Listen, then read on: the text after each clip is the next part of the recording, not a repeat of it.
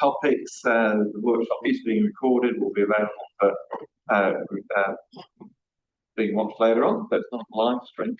And the first item on the workshop is a debrief from the Responsible Camping Summer team. So look forward to hearing where we go.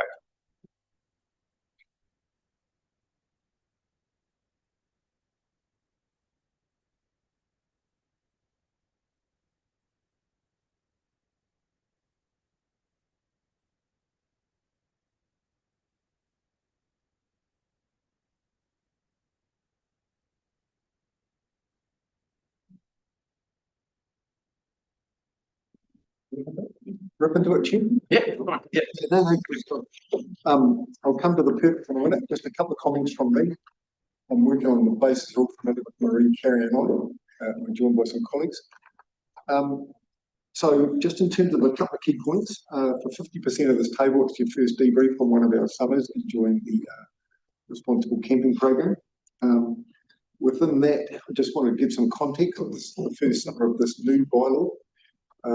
For those that haven't been part of a debrief previously, in the last couple of summers, we've had the situation of an operational bylaw, a judicial review that quashed that bylaw, and last summer's experience where we didn't have a bylaw, and fundamentally the challenges that created, including working very closely with the community and this table, previous council, around how we actually dealt with the individual issues that came at us. It was very time, resource, investment hungry, plus it was pretty insulting to some members of our community. So within this debrief today, you'll hear from Marie and Carrie, and we sincerely ask you just wait for us to conclude our overview before we get into the Q&A. I just want to note a couple of points for this summer. Having that operational bylaw, we went into it with some quite clear concerns from community by the submission process that did shape and inform the bylaw. That was areas of the rural sector and the impacts or potential impacts around that. The ongoing impact of urban centres. So for those of you not familiar with last summer, we had the experience of Park Road here in Queenstown that had over 106 camper vehicles sort of want that immediate community one night. That really brought forward about the impacts of not having a bylaw. And we also had the ongoing impacts that we acknowledged through the community of the finalised 15 sites plus Reed Bridge that are operational within this actual operating bylaw that we've just had in play for the last 6 months. So with that in mind, today is actually an opportunity for us to play back the summer, and we do acknowledge this table, governance, and also the community board of Wanaka and Upper Clutha have paid close attention to the operationalising, the implementation, and some of the experiences which continue to be conveyed by the community that have been either impacted or continue to be impacted in the way that we have put that in play. That said, it has also given us an opportunity to closely manage 15 plus sites and also look at the way that it's interacted with the wider community. My final comment, just to set the scene before I hand over, we've also experienced back to and beyond COVID numbers now for the tourism sector, and it's quite evident when you've been around some of the district in the last 6 months, but particularly key events or the Christmas New Year period, the sweltering of those numbers was clearly quite obvious, and it's probably captured in some of the trends you've picked up in the data, particularly around enforcement and other aspects of interacting. So with that, Chair, I'll hand over to the team. We'd like to get through the slide deck, so if you could just park your questions, and we're open for any conversations or any observations or aspects you'd like to cover off. Just to finalise, we are joined by a couple of members of the team. We've got quite an experienced team that have enjoyed a number of summers in this space. So if it's anything technical, we'll just ask them to answer those questions. Cool. Thanks. I'm just moving on to that context slide in your deck. And quick reminder that the default position in the Act is that freedom camping is permitted on most council land. The reasons you can have a bylaw are to protect the area, health and safety of people who visit the area and access to the area. And I think we've gone over the moving parts to our bylaw include our 15 restricted areas, And then aside from that, freedom camping is prohibited in urban areas and is allowed on rural roads subject to a list of conditions being met. So while it's clear, we need to be really transparent that there is strong criticism of freedom camping in the community and that the overall legislative framework that we have is overdue for review. It's also really clear that having a bylaw in place gives the council significantly more levers to regulate freedom camping than if it did not have a bylaw at all. That's a really important starting point before getting into it.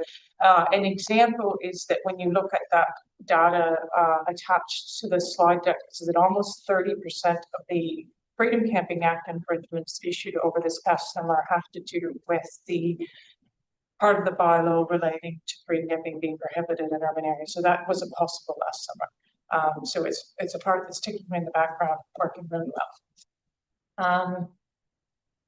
Marie? Well, next slide. So I'm just going to speak to some of the data and at a very high level, just touch on what we've experienced this summer. We've been obviously regularly reporting to councillors on the data, so I feel like you probably all have a pretty good handle on this. This data shows some key activity through to the end of March. We will be coming back to you with a more comprehensive report in mid-May or late May, sorry, 22nd of May is our target for that, and that gives us time to wrap up the whole season. But you'll see there we've had some significant numbers around requests for service, and our infringement numbers have been very high. The enforcement team have been working hard to keep on top of the requests as they've come through to ensure that we could respond to those. We've been using a check-in system, which was the first time we've introduced a bit of technology around these sites. And while the numbers there, and I'll talk a little bit about that in the next slide, the numbers there are indicating around the 9,000 mark. We've estimated, because we know it's not been fully utilised, that it's potentially more than 23,000 campers have been using these sites over the summer so far. So the numbers are pretty significant.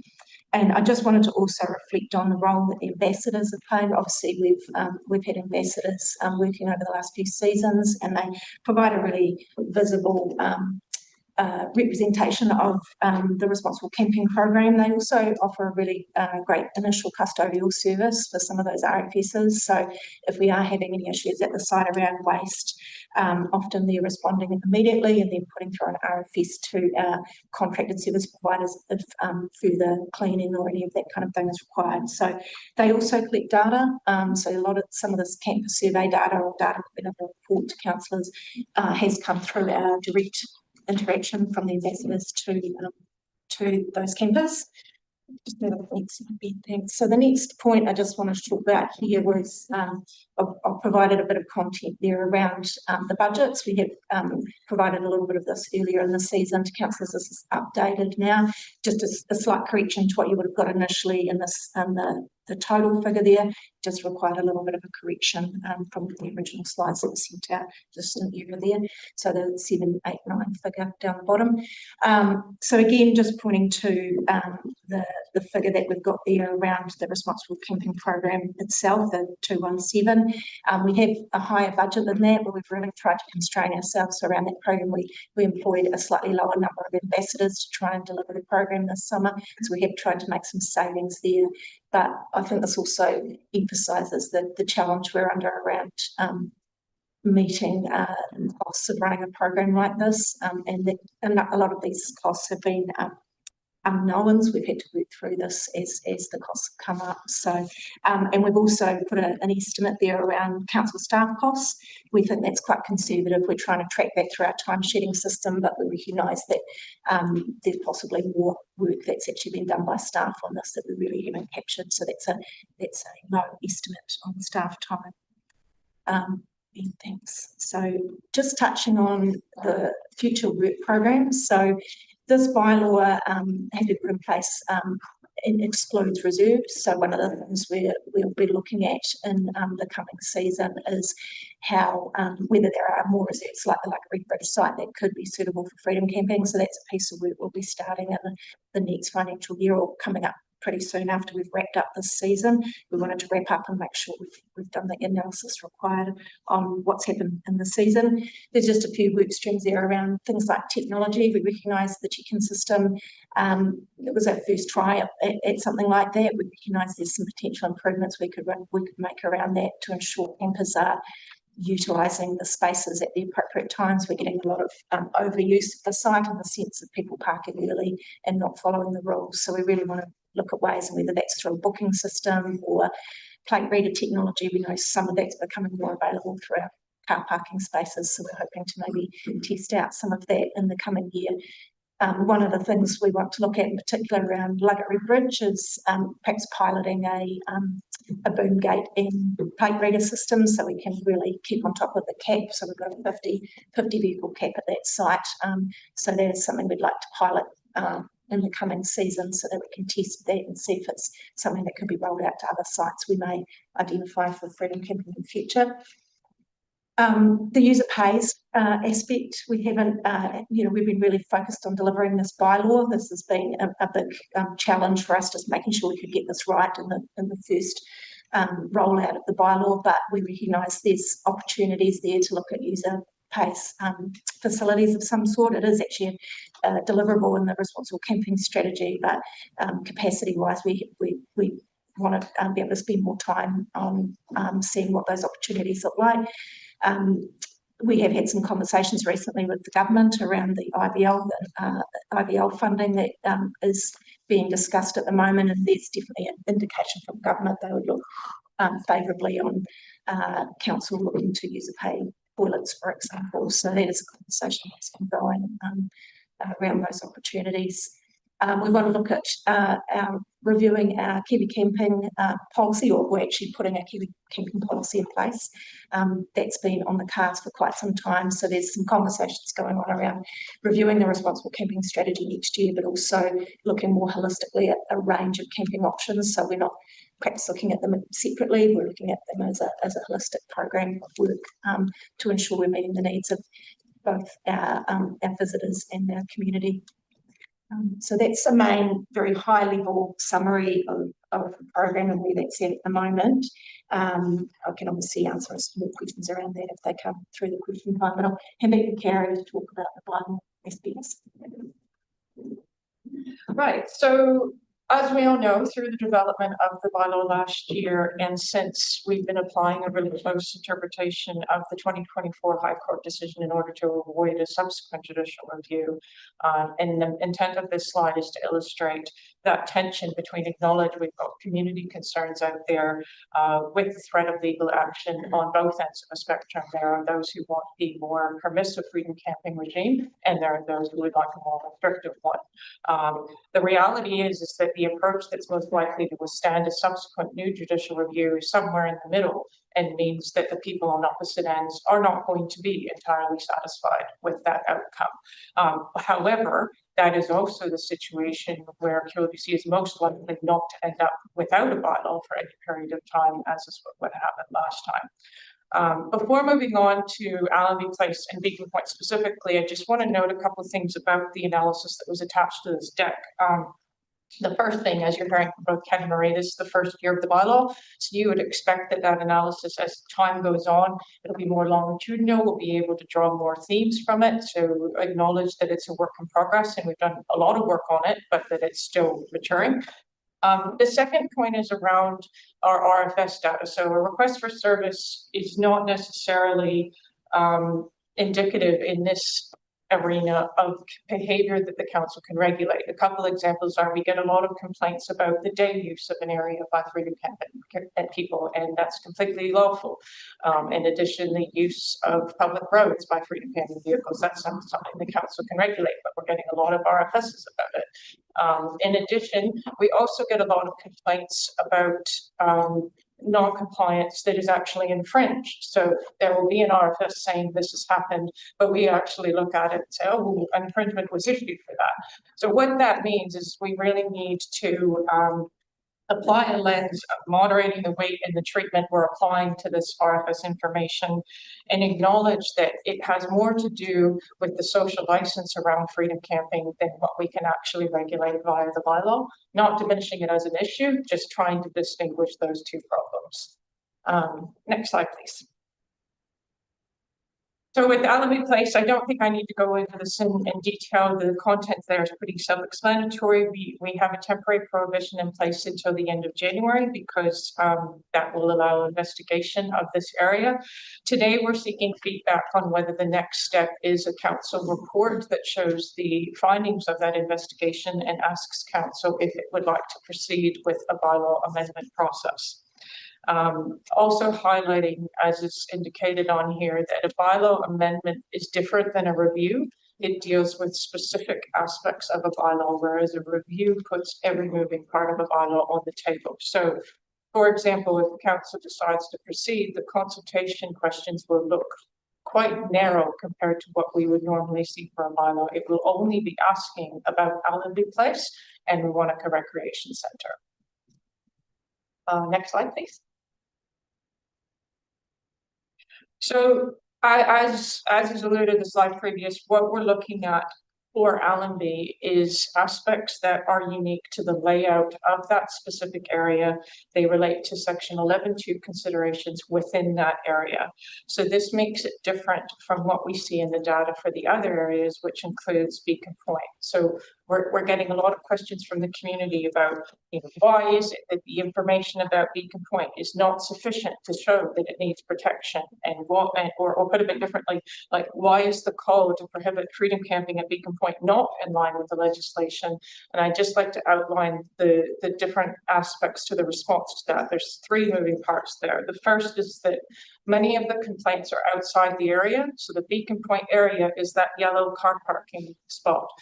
Things that are happening outside that area may not be regulated through a freedom camping bylaw. We have to look at other tools. The second part that's a little bit more nuanced has to do with the fact that non-compliance doesn't mean that freedom camping in a particular area, in line with the bylaw conditions, isn't suitable under the framework we have under the Act. So we have non-compliance across the 15 areas to some degree. So if the council decided that non-compliance for Beacon Point means that it should be prohibited for freedom camping, then that means that we need to look at the areas that have the same or worse issues because they're implicated through that. So there's no threshold of which we can say above a certain degree of non-compliance, this place should be prohibited. It would be really handy if there was that threshold, but what we're saying is that the information we have in front of us isn't showing anything that we have. It isn't showing we have additional controls available under the freedom camping structure to invoke here. The third part is about what we've been saying. This is the first season for this bylaw. So it's not sufficient to make conclusions on the efficacy of a bylaw as a whole. And so to extrapolate that, to do a full review of the bylaw inside of 6 months of it being implemented is really just not considered best practice because we just don't have enough information to base that on. Before I go to the last slide about next steps, I just wanted to take a little bit of an analysis on the themes of the data relating to Beacon Point in relation to the response I just gave. So there are complaints for Beacon Point around traffic issues. So those are outside the area. We can look at other tools, but it's not within the freedom camping regime.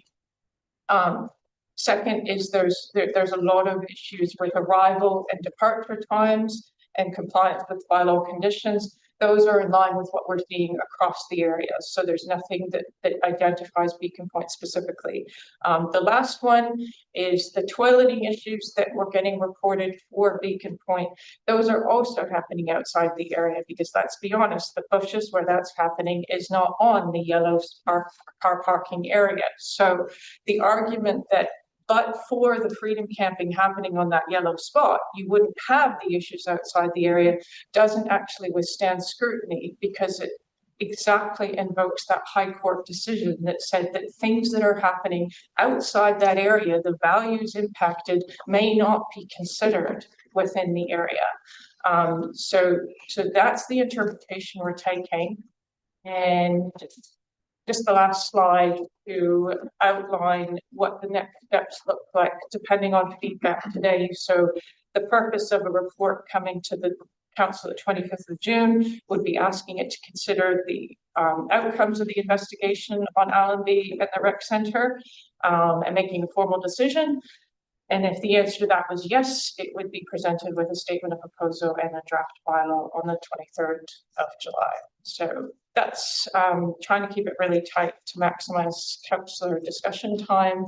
That's all we have to say, unless you guys have anything else to add. Well, thanks, Kerry. I was going to say, Chair, and amongst the information pack, which is public facing, is the data analysis that's often referenced to. Councils will pick up on that, and we know community will also pick up on it. So, but again, we're happy to answer any questions around that point of that information pack. Thank you. Yeah, no, thank you. And I think all the councillors would agree the monthly reporting that we've had has been outstanding, and that's been really, really helpful, you know, to bring that together so we can see month by month, you know, with the narrative and the pictures. So I think it's been very, very helpful, and it's been very powerful, I think, to share that with other, you know, organisations and elected representatives. So well done for that, and just recognising it's an incredibly difficult space to be operating. So that balance of too much, too little, is always going to be hard to land. And I guess if everyone's, you know, keep up with it, we've got the balance about right. And I certainly take the point that we need to select more time, go, yeah, more camp to go down the road before we sort of, you know, review a bylaw with its efficacy.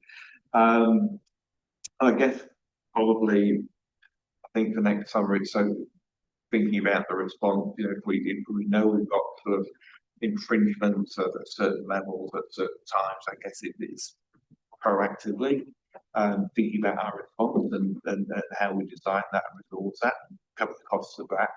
Because a lot of it, as you say, I think it's not the bylaw that's wrong, it's the compliance. Of course, you know, we know a lot of these vehicles are there, they're gone, and we don't always, you know, not able to ticket them or do that. And then of course we've got the fact that some of these people then leave the country. So you know, how do we stand with recovering those costs? But yeah, I mean, just thanks for sharing the data. It's a very hard place to be. It's probably something that, you know, is disproportionately impactful on our communities in terms of our ability to respond and even fund some of this work. So that's a challenge for us going forward. But yeah, I think in your end of season wash up to come back with what's the most impactful things we can do for next season, taking all the things into account. It'd be really, really good to hear. Thank you.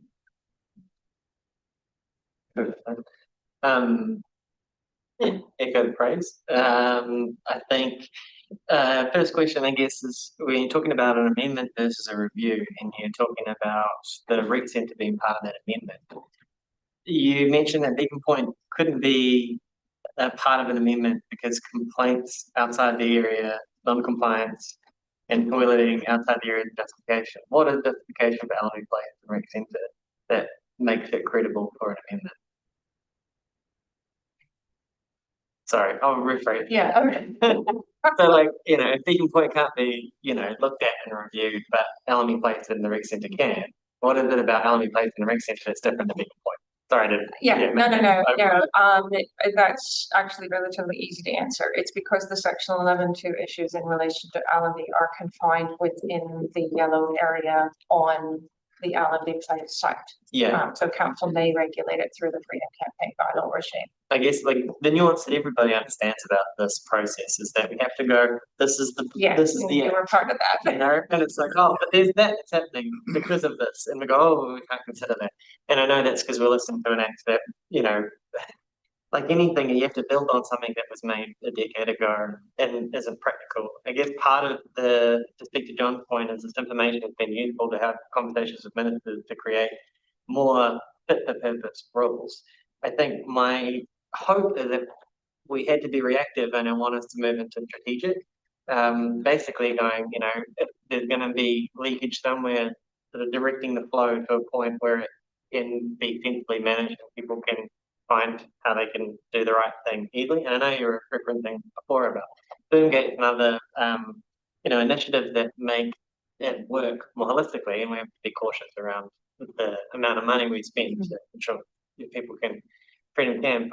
But I get, some of those infrastructure opportunities that can pay for themselves, and I think they're a good intuition. I guess to stress that I have the appetite to try and create more fit for purpose solutions if we looked at it more proactively in order to try and better manage the reaction what we're in. Through you, Chair, your point, Councillor, around the Wanaka Rec Centre, so that's directly implicated because that has been the designated temporary space that we needed to find under the legislation to offset the temporary prohibition. So fundamentally, we are required and will be legally tested. If you stop something within this piece of legislation, and Carrie's more articulate than this, but I work in the pragmatic like yourself. Yeah. We are then required to find additional space, which has been tagged on the Wanaka Rec Centre. Yeah. So if you recall, that was X numbers of parks at the start of the summer. And temporary ban then requires that to go another 3-4 sites to ensure that we have covered that off and are not challenged. But to sort of speak to the practicalities of that, can you elaborate? There was a portable toilet put there because of issues that happened. Can you just explain that for people listening? Yeah, sure. Well, no, we've had to invest in that due to human waste. Yeah. And the ongoing, use of our and insulting ourselves and our communities around that, people, the way they interact with our world-class landscapes and environments. And this is an issue that at your level of what you've just articulated, I mean, we are fundamentally, as you've just said, 1,600 litres of waste has been picked up this summer. Our ambassadors are confronted with that daily. So, in our community is, you talk to any number of dog walkers that are enjoying our network right now, they have horror stories, even catching people in the practice. So the realities are, we want to be really clear, and we get it. We are talking to our communities daily about this, and some of them well insulted, if not beyond frustrated. But we are fronting a piece of legislation that was well intended to host a World Cup in 2011 that is now not reacting back to the way we are seeing people interact with our community. Yeah, thanks. And look, I just to follow up on that, I mean, I don't think we're discreetly required to maintain a certain capacity. We don't have to say we're taking away 3, we have to add 3, but it is a pragmatic thing to do because the no net loss approach is an easier story to tell. So, I think that's a useful, approach to take. But I just want to highlight a couple of things. I think fundamentally your comment about, how the legislation was created, it clearly never anticipated freedom camping at this scale, and it clearly never anticipated that we would be reaching a level where the demand outstrips the supply to the extent that we have here, and that's the challenge that we have, is that we're limited resource, demand that exceeds that, and that's the fundamental challenge that we grapple with, and something that the bylaw, the legislation just clearly never anticipated. Going to Cody's point, being how do we be proactive? I mean, and as I've said, I think we need to.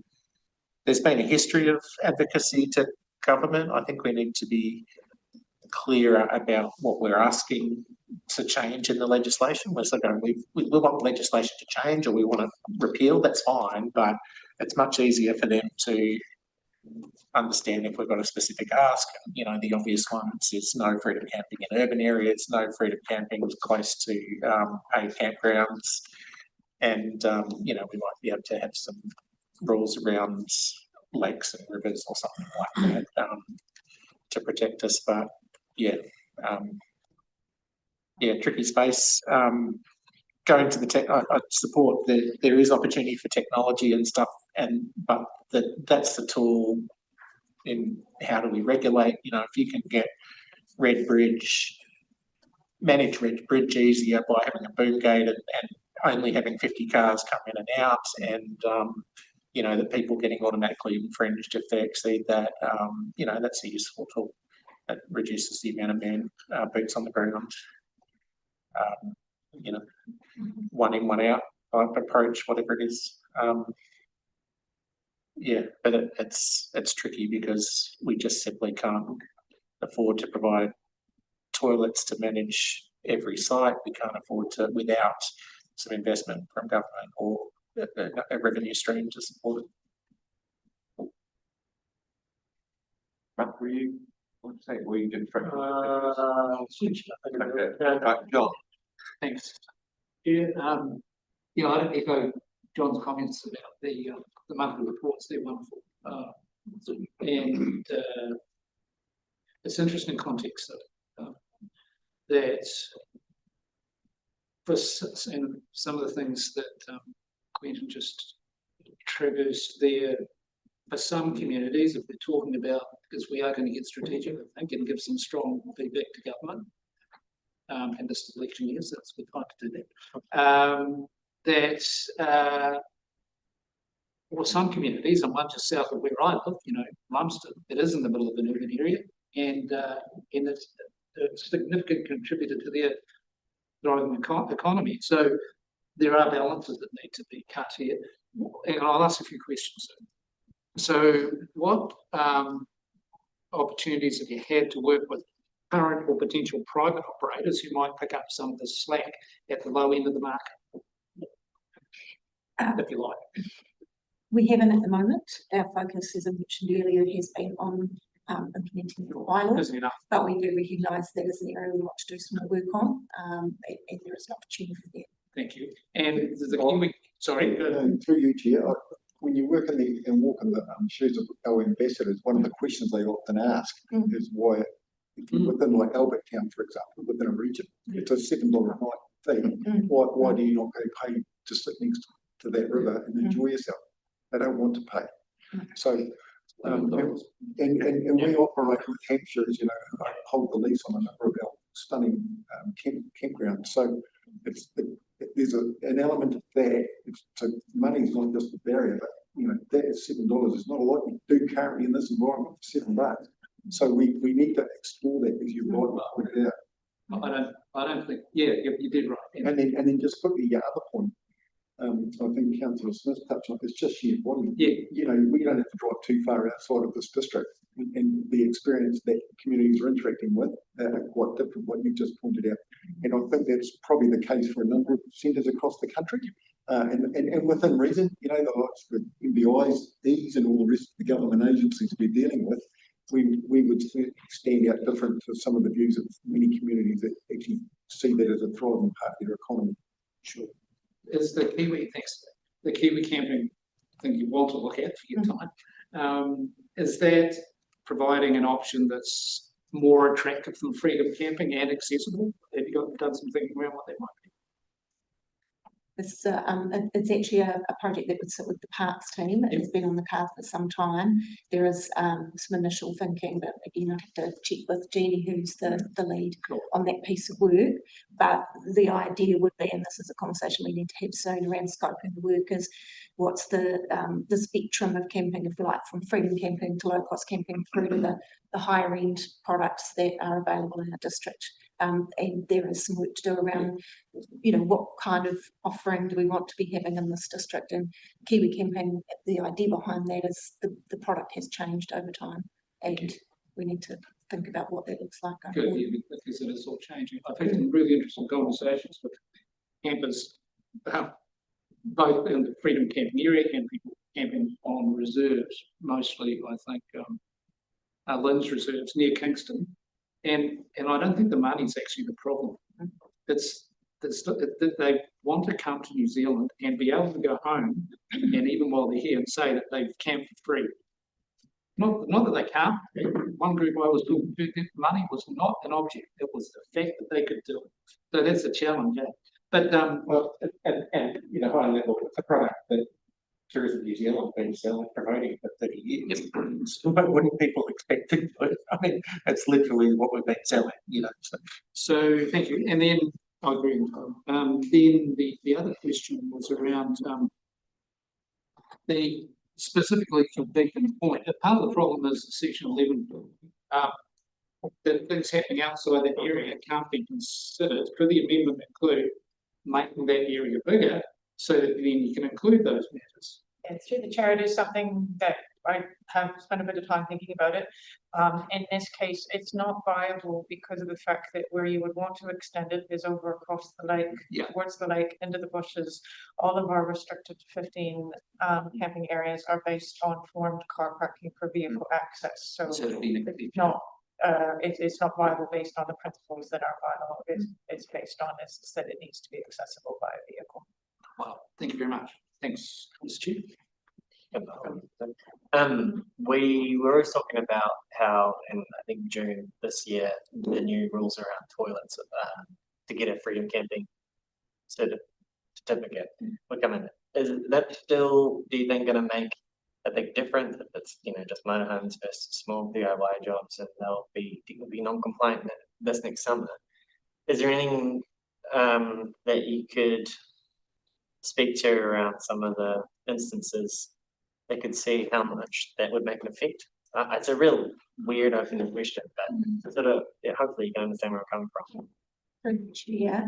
The warranted system for self-containment officially comes into play on private vehicles in June. Commercial vehicles already had that warranty expectation.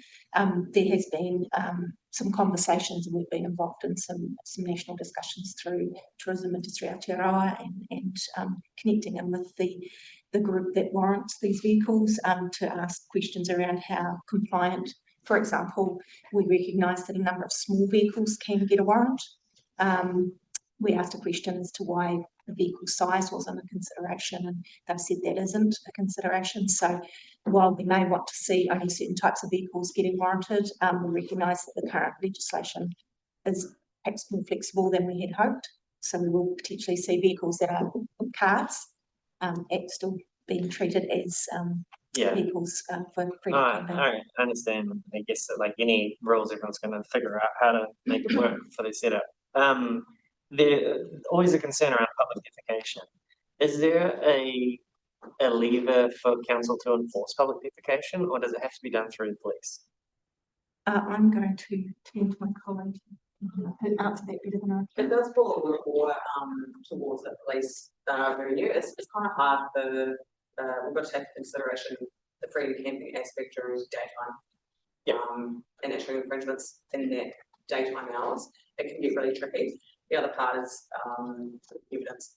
We've got to be fair and trusted enforcers.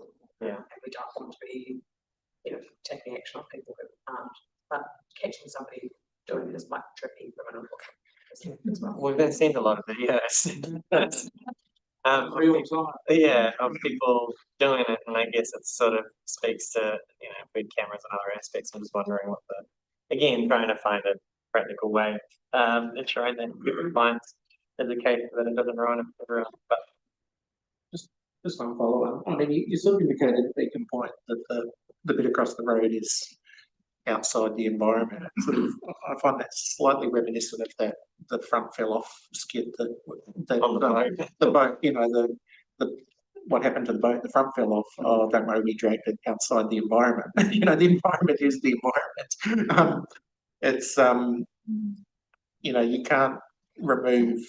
When you're talking about environmental impacts, you can't confine it to a box. It is the environment that is surrounding the thing. So I have some trouble with that argument when the criteria includes environmental health or environmental considerations. You can't just contain it to a site. I guess it speaks to your earlier point about being specific on the clarity that we're asking from the government to change at section 11.2 around what's considered the environment would be a very clear and direct way of addressing that issue.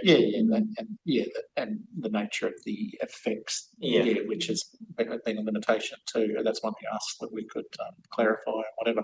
But I certainly understand the limitations, but I think we're probably taking that interpretation a little bit too far. And I get that we're constrained by the case law and stuff. I do fear we're being overly conservative sometimes because of that fear. Elizabeth. Through the chair, if we go for the amendment of the bylaw, does that change when we review the bylaw, or it would still be up for renewal whenever we were going to be up for renewal? Doesn't extend it at all? Because we're not doing a full review, the review period starts from when the bylaw was made in October of last year. Yeah. Thank you.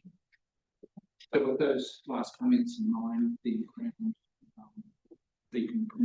would it be, I'm really still with the amendment, would it be possible to look a bit more specifically about what other opportunities there might be to try and address the weak point situation? I do get that there have been a lot of complaints from just 3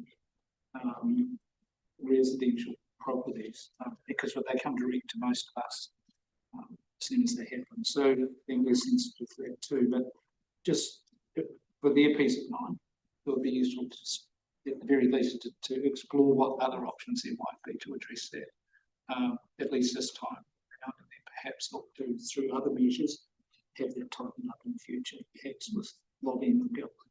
I mean, through the chair, I can provide assurance that a significant amount of staff resources has been spent throughout the summer period trying to think of options here, because we're fully acknowledge the community concern. I think at a really high level, the only other comment I want to add to that, in addition to that we will continue to do that, is that there is an equitability issue. It seems that as soon as you consider an action for one area, the cost and implication is then flows on to pretty much every area is what we're finding. Sure. There's an expectation within local government regulation and enforcement that when complaints are made, that actions are taken against those. So there is a focus of complaints on this site. So therefore, we need to consider taking that seriously, irrespective of the reality that the problem might not be as bad elsewhere. It's just not being complained about. It's kind of a quirk of how local government works, but we do have to be sensitive to that. In terms of efficiency, and one of our considerations, I think, is efficiency. Is how is that those sites that have got bigger capacity, that are in appropriate places, have had far less problems than those with little capacity in the wrong places. And there's just a purely disproportional amount of effort that goes into maintaining, 6 sites versus, 50 at Luggett, so we've got to, and, I think one of the things with the rec centre, for instance, while it's imperfect, going from 15 to 18 has had very little impact, and going from 50 to 60 at Luggett probably doesn't have much impact because you've already got the effect, but going from nothing to 3 has massive impact, or vice versa. So, we've just got to keep those things in mind. Okay. Michelle, you wanted to? Oh no, I mean, really, I just wanted to reiterate Carrie's point that a significant amount of work has been done on Beacon Point to really run to ground the range of options. And so really what you're hearing here today is the point the team has reached in exploring that. Yes, there are complaints. We have taken them seriously, hence the piece of work that's been done. But as you can see in the data here, it's not the only place that has complaints. It's just that is the site that complains directly to you as elected members. That you have more direct visibility of it. So I think that's just worth keeping in mind. It's not a great situation to be in, but that piece of work has really been done. Thanks. I mean, just to, without going down a rabbit hole, but just in terms of thinking for next summer and that sort of gap that we have between something happening and getting a response out, to either a warning or compliance. As Michelle well knows, many years ago in Glenorchy, where we had a freedom camping trial in the centre of the village there, we actually had a couple of locals who were warranted to issue infringement notices. Now, regardless whether you think it was best or not, it is an option. It may be that things have moved on since then, but we could do that. And I'm not saying we become sheriff of Beacon Point or we become vigilantes, but I guess that self-determination, and I think a lot of what we hear is hopelessness because we can't do anything about it. We see it happening. So how can we empower community groups to maybe be part of the solution? Don't just putting that out there in terms of the strategic thinking for next summer. I don't expect a comment.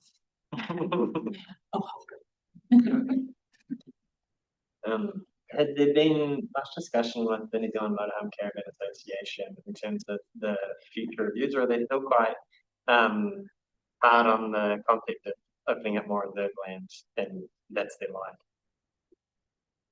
I was just going to comment that I think as and when we start looking at the next stage where we talk about the use of future land, that's probably because I think we're still at the end of debriefing and reviewing. I mean, the NZMCA will have a view whether this is the right time to bring that into the mix. I'm not sure, but anyway. Oh, I was just going to say to you, yes. And fundamentally, the former council was aware following that judicial review, we have continued to work in that space alongside the association, Marine and Perry, consistently engaged with them around some of the views and points that they seek clarity and some of the information that they're requiring, plus the proactive. Yes. No, I mean, we've been challenged online by, members, which I find quite bold given the community sentiment that the impact has had, to be quite, boastful around reaching further. So I get that the realities of collaborating in a constructive way are really going to be a challenge. I guess it's just to the point of I think everyone's invested in finding the right solution and ensuring that, if we started from scratch and we discounted any legacy acts and laws that were created with the best intentions that are outdated, how do we approach this issue in a way that makes sense to most people? Because at the end of the day, the most effective outcome is going to be one that's easy to understand, that is sensitive to the resident issues, that doesn't cost a lot of money. The win-win scenario is there. So I guess it's just always trying to champion a collaborative. And just to follow on from that, I mean, for the most part, NZMCA members are responsible campers and are not the problem that we face largely in our district. They're not the ones that, largely not the ones we're seeing. They have to be self-contained. They often using members' sites around the region. And look, we've got a great one at Glenorchy, we've got a burgeoning one at Cardrona, we've obviously got Loburn, and their members use those. I mean, I encourage that, but that's not the problem that we're dealing with. It just fundamentally is not the problem. In fact, it's a red herring to suggest that us providing another site for the NZMCA is going to solve this problem, because it's not the problem that we're facing. So, and look, I totally encourage them to provide more of their member sites around the district, lease sites and whatever, but that's not our doing. Not our responsibility. I'm really interested to see around freedom camping and what the pathway is for us to really start challenging it, knowing full well that we're probably on our own as a district and wanting to challenge it in the first place. We've had really good engagement with Mackenzie Country. They're probably the biggest stakeholder in this. And they've actually got some really good thinking going on too. So I'd encourage these guys to come face it. So it's actually fun. So what's the way forward, I guess, for us as a council and other councils to actually start putting the political pressure on government to start amending this law? So Amy, responsible program manager, and I, through the chair, sorry, are meeting with MP Miles Anderson in a couple of weeks to talk about some of these issues. I believe Mr. Anderson will be putting together some points for the minister. And so that's one aspect of advocacy we can do. We do need some further conversations with Mackenzie Country around some joined up messaging, I suppose, to government.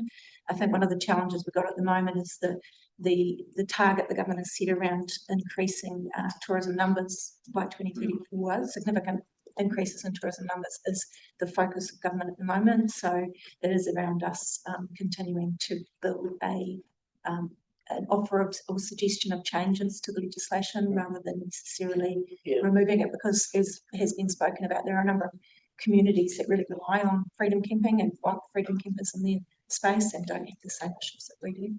I've probably spoken to 4 MPs directly about this, and the biggest gap that they have is they support, they understand we've got a problem, but they don't know what to ask for. So, I mean, I think we can't really wait for them to come back with a list. We've actually got to provide the cheat sheet for them, because if we provide an ask to the ministers or to the MPs, that they can go to the minister and argue on our behalf, at least it's consistent. We're preaching with them saying, Mackenzie are totally on board with us, you know, and we can work with them to provide, and look, even DQ and Lake Wanaka Tourism really understand that well as well and support that. So the ask is, give us a more fair and balanced policy that fits more the environment. Give us more tools.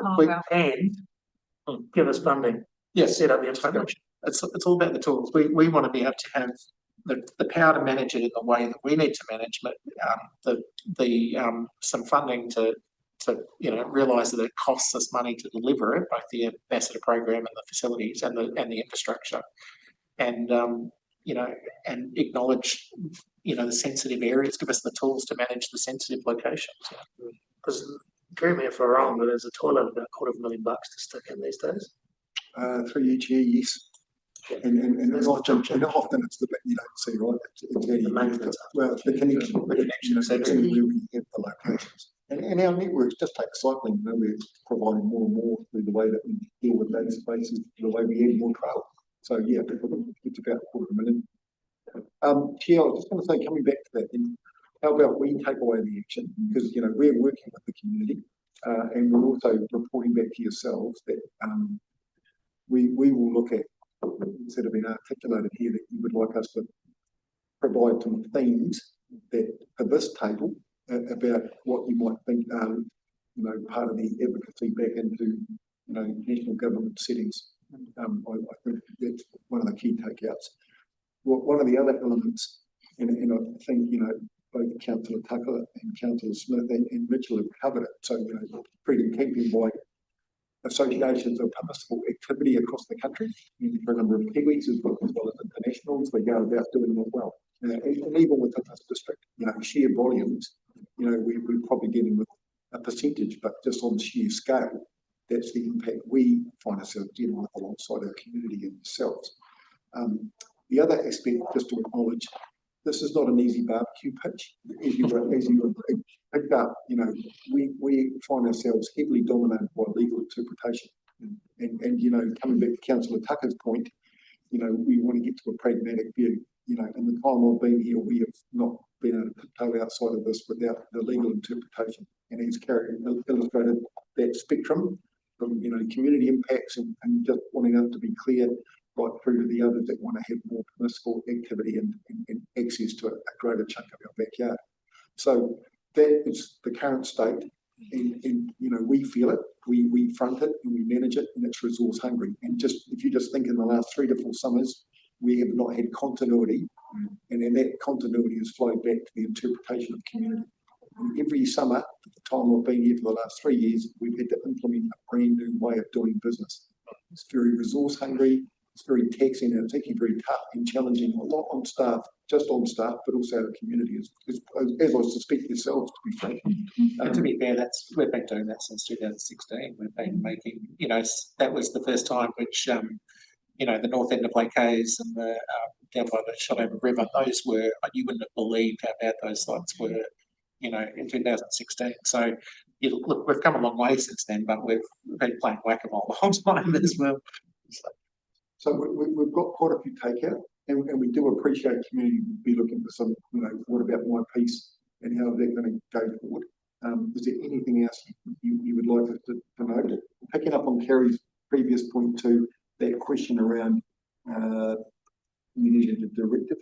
You've got any other comments? I think I've got the feedback I need, that there is support to receive a formal report for council to make a decision on that. Thank you. My only comment is that, look, I think, well, totally appreciate your advice. I think elected members need the option of including, you're making a decision around Beacon Point, to include Beacon Point in that or not. I understand your advice, but, you know, we have a choice to make there too. So for you, Jill, what would that look like? Well, whether it's included in the review or not, in the amendment. Proposed. Along with the risks and other things. Understanding the risk, I mean, it's a political decision that we can make as well, and I'm totally respecting your advice, but we can. We'll give you the options analysis on that and some risk assessment. John, No, just as a closing comment, the work that you do is great, and it is not easy, particularly those who are out there on the front lines. I would like to see the conversation in the future too. When we talk about freedom camping, it doesn't mean free camping. It means affordable camping with safe, secure sites that don't undercut commercial and other activities to the extent that we do today. And I think if we can achieve that, even a smaller, we will be winning. So keep up the work. Thank you. Also, I think your sensitivity and time to this are great. Like, it's just everything I could ask for, and to reiterate, I'd love to see that socialized to the wider community as well. We understand it's been hard. These are the things that we've really challenged, and here's how we're going to move on some of these dynamics. Just because I think, we're all pushing that narrative individually through multiple channels as well. But I think it really helps speak to the fact that we hear and understand the nuance and the criticisms, and I think it's always really reassuring when you're at a table like this, but in the wider community, I think that's in a pretty frank way. And I think as well, to talk to the whole minister's ambitions around tourism promotion, this isn't diametrically opposed to the value of tourism. Like, it's not a this or that kind of thing. And I do think it's framing it in a way that is going to get the best for everybody, so that there isn't the social license lost, there isn't that resentment and upheaval. I tried to reiterate that to ministers previously, that it's not a linear curve, it's an absolute tipping point to where the community go. That's enough is enough, and start doing awful things. So yeah, we can frame it in a really sensible way. I think you guys have done a great job at so far, the tiny things, and keep sharing the message and bringing people along the journey. Thank you, Jess. So just complete clarity, given what the stake and the interest of the community and yourself. So we've got this forward program, as Kerry's outlined, and we've been asked also to then explore the beacon point as part of that report back, with the range of options, risks, and all the analysis that you're expecting of us to ensure that we've included that site as part of it, and anything else that we can discover as part of what Kerry's touched on about any other options that may be available and how we report that back. Plus, we've also got the conclusion of what Marie's touched on with Amy, when we will actually see, the end of season, add to what we've already captured, report back on key things, and as it alluded to, work on what is the forward program. And then we've also got the note that we are draft an advocacy piece to be shared with our elected officials around how we actually start to take forward the points we want to see conveyed through ministers back into the sector around what is actually some of the issues we want to see addressed or considered as we take this conversation further. Is there anything else that I've missed? Well, in summary, that we have not already outlined that we are related to? Totally. No, I was just going to say, any of the other settings that you want to make changes to, because I'm sensing that the time restrictions, for instance, haven't worked very well around, the start and end times of the night times, because the sites are full from 3 o'clock when they're told they can't turn up till 6 o'clock or whatever. So we need to somehow address those matters, so that there's some settings that would be useful. Through the chair, if we were to consider changing that aspect, those are conditions on the bylaw that would necessitate a whole review of the bylaw. So if that's something that the council wants to Do you just consider. need the enforcement of them as opposed to the changing of the actual timing? So stop people. Just to clarify, what No, but if the council is directing a review, that's what we need to hear about. But I mean, it's not something that staff are recommending. I get your point. I'm just saying that there are things, there are other things that don't necessarily work, that might require some guidance or amendment. Now, if it creates the difference between a review and an amendment, I appreciate there's a complexity there, but I just, that's not the only, it's just not about that. There's some other things that aren't necessarily working, including, it might be Yeah, I don't know. I just, Through you, Chair, if I could just straighten it up like Councillor Smith. So your point you're asking of us, and without judgment, is, you know, what's currently working, what's not. And then as Carrie rightly pointed out, this could lead to triggering this legal element. What we're taking from it is we should go away, package up what the advice would be for this group to take to, you know, ministers and through those channels. But rightly, you know, we should make sure very clearly that this is the current status and this is the impact that that would have. But if you change something, that's what it looks like. Okay. So, and just a final comment on that through the chair, we want to receive the feedback in terms of what's not working, because that will inform the review of the bylaw. And when that happens, we're not trying to close the door on that feedback. What we are saying is that it's probably not best practice to crack that open within 6 months of the bylaw being there. Yeah, now I appreciate there's been an education sort of approach to the new bylaw. But at some stage there needs to be an enforcement approach. And I'm not talking about boots on the ground, I'm talking about using this technology that you're proposing to trial in Red Bridge. But I think we need to expedite that trial for the fact that Quinton's problem gets resolved pretty quickly.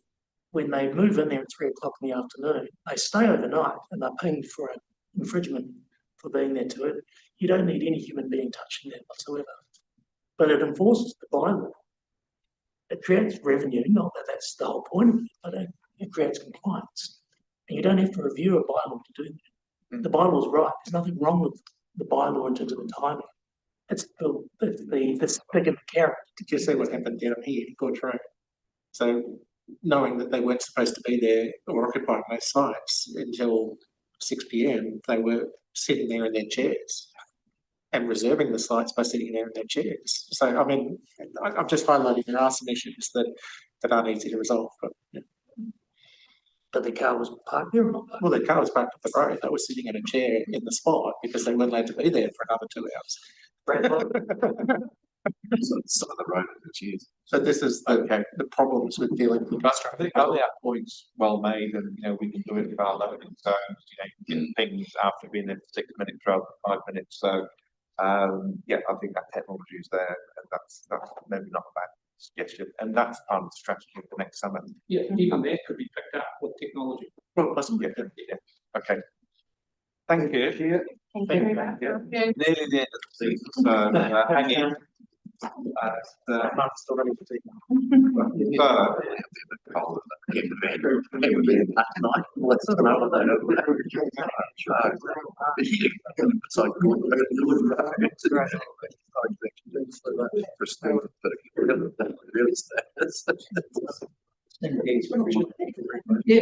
Only supposed to go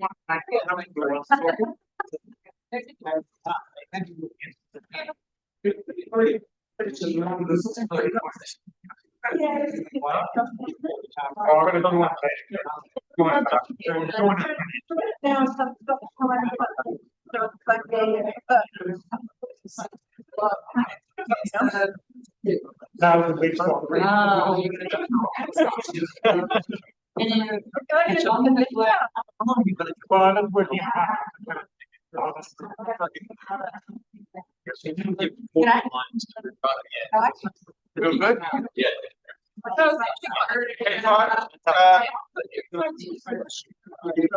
Councillor, we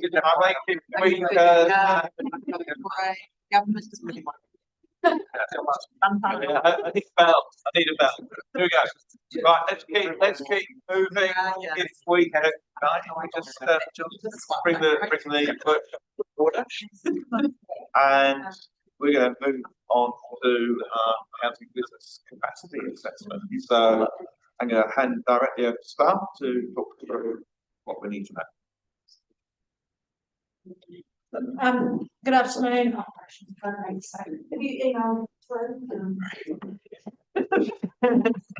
Sorry. Good afternoon, everybody.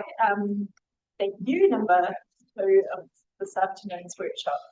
I'm Alison. I've got Cameron, Corin, and Penny at the table. We are taking you through the tool that we have that helps us develop the HBA, which was adopted by Council last year. So I'm aware that this was adopted just before some of the new councillors came to the table. So this is an opportunity to take you through a tool that we are able to use and update, which helps us with our requirements under the National Policy Statement of Urban Development in terms of publishing a report on housing and business analysis that we have to do every 3 years. But also, Council has developed this tool to enable us to have a little bit more of a handle on both our zoning, our infrastructure, and what things are happening, so that we can get updates when required to help us with the work that we do across council in terms of understanding where we are and providing housing, residential and business zoning to the market within the Queenstown Lakes District. I'm going to hand over to Cameron to take us through the presentation, and also just note an apology for Dave Wallace, who's unable to be here today. Thank you. So, afternoon, media councillors. As Ali said, my name is Cameron Wood. I'm a senior strategic planner at Council in the strategic growth team. Had the lucky opportunity for doing capacity assessments for Selwyn, Waimakariri and Queenstown district councils. Know this very well, and we'll take you sort of step by step through the process that we use to develop the housing and business assessment under the NPSUD, and then we'll do a little bit of a show and tell on the actual tool itself, what it sort of looks like and how we used it to actually help fill out the gaps and for the assessment that was adopted last year. So then head to the next slide. This is always good when you build presentations with transition. So this will be interesting. So why do we do this? So this is a requirement from central government. The NPSUD sits under the Resource Management Act. It is a national policy statement, so councils must give effect to it through the district plan. We can just jump back one slide.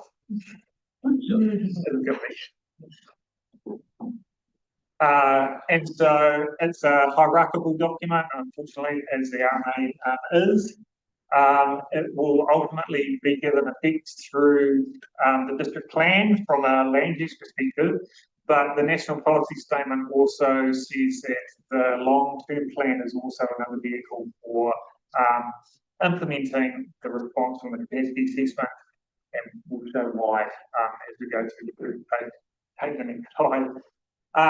This diagram was provided by central government at the time when the National Policy Statement of Urban Development, and from now on I will call it the NPSUD for short. It's a three-pronged sort of aspects that we need to address as part of it. So first is the evidence. The evidence is what is the housing and business capacity assessment, what's going on, how much capacity do we have, what demand do we have. We also are required to do some monitoring each year to look at some of those assessments and indicators, give an understanding of what's happening on a regular basis. The second part, once you do the assessment, you look, and if there is a shortfall that's identified, central government requires us to do what's called a future development strategy, an FDS. Think of it as a spatial plan that we have and adopted in 2021. The terms are virtually interchangeable.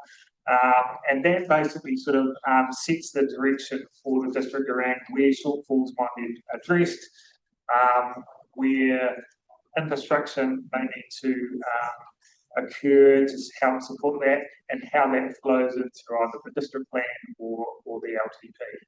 And then the third part of that wheel is basically a regulatory response. there was a number of things that were identified in the NTSUD.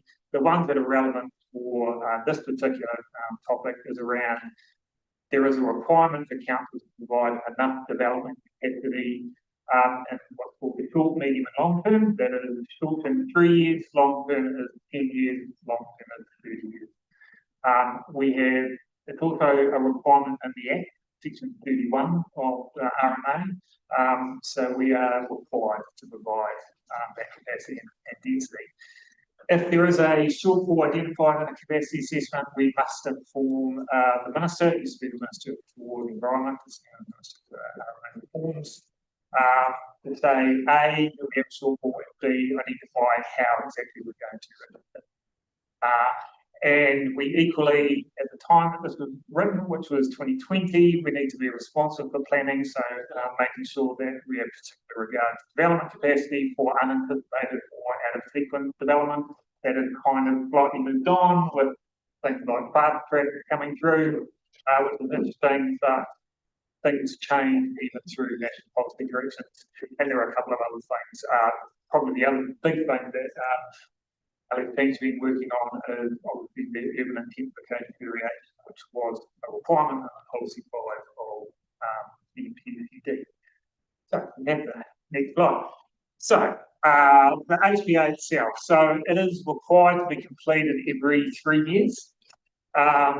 Central government, when they updated the NPS, decided for very good measure that the HBA should actually occur before the long-term plan to help actually inform relevant things that might need to be required based on the findings.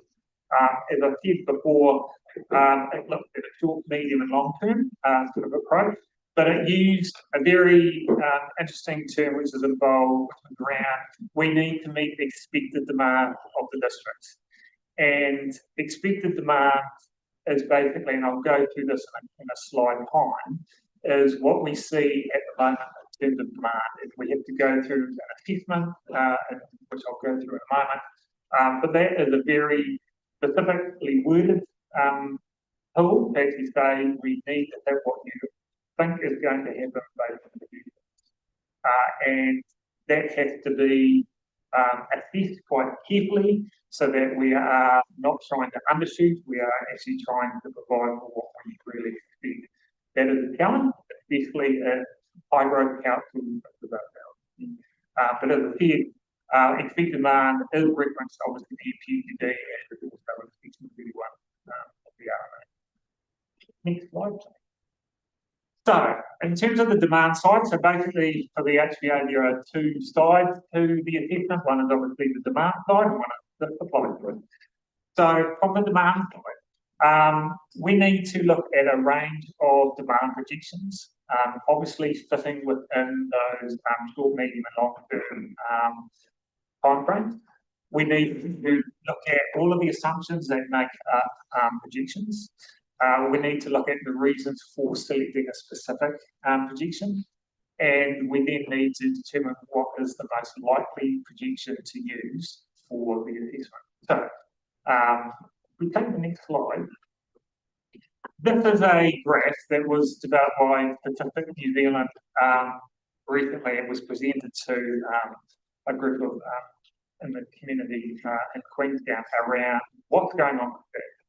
In terms of their prediction. Now, the graph is looking like a whole lot of spaghetti lines, but basically, the first thing you sort of need to look at is that black line, which is labelled ERP, which is the estimate residential population. Now, as you can see, that line has sort of grown substantially, and the lines below it, ironically, were the projections at those certain points. So you can kind of see, basically up until about 2021, we always overshot Statistics New Zealand projections. And that is the reason why we have our own custom projection that we call the QLDC High Plus prediction, which is basically taking the stats high prediction and then adding the difference between the medium and the high on top of that. And that has, for our predictions, served us well.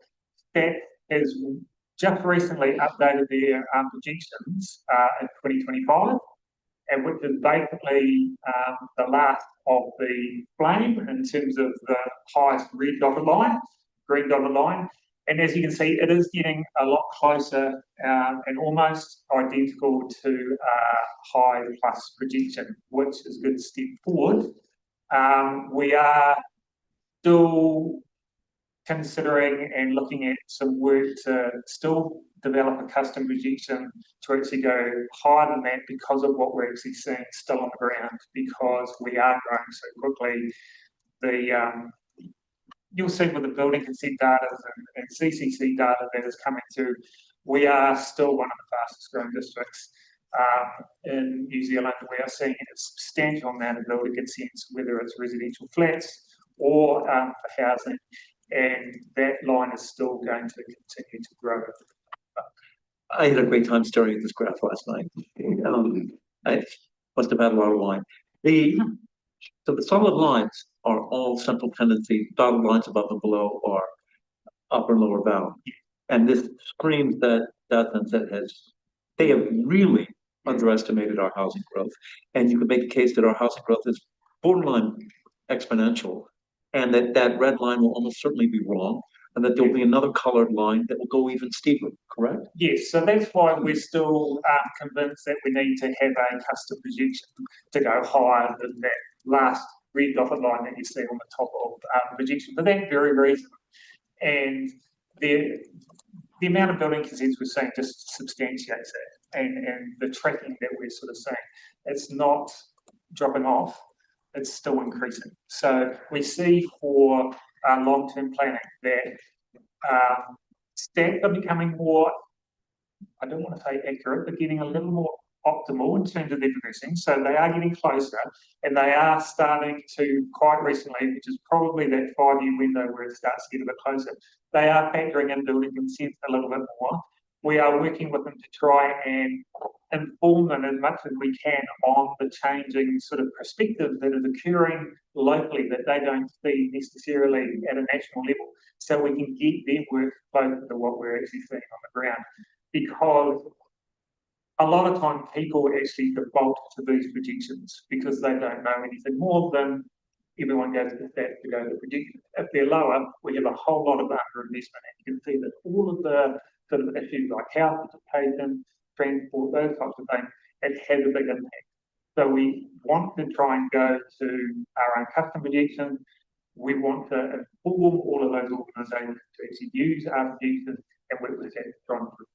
So all of that said, the key thing we're focused on at the moment is working with Stats NZ to get theirs closer to ours. So they have recently committed much more strongly to doing that than they have in the past. So we are in partnership with them now to so that they are looking essentially at the same information we look at when we do our separate projections, because everywhere else in New Zealand they essentially look at the same information for everybody to inform these projections. For us, they've agreed that we have a unique set of circumstances where they need to look at different information, and so they have agreed to do that. So we would hope that in the future, it might take us a year or but to get there, and in future we'll need to have our own projections to estimate the visitors. The visitors are really a lot more complicated, but the base residential population, we are very hopeful that their projections will get closer to what we've got now, and so we won't need our separate ones. So that is quite a big step forward. They came down here last month and met with us and DQ and the high school and a whole lot of they came down and met with a lot of the stakeholders to work out how they can take a different approach going forward. So if you're okay with questions, no, absolutely. Then Matt's got a question, then Quentin's got a question, then John's got a question. Might be any questions on this one? Okay, Matt. See how it goes. Okay.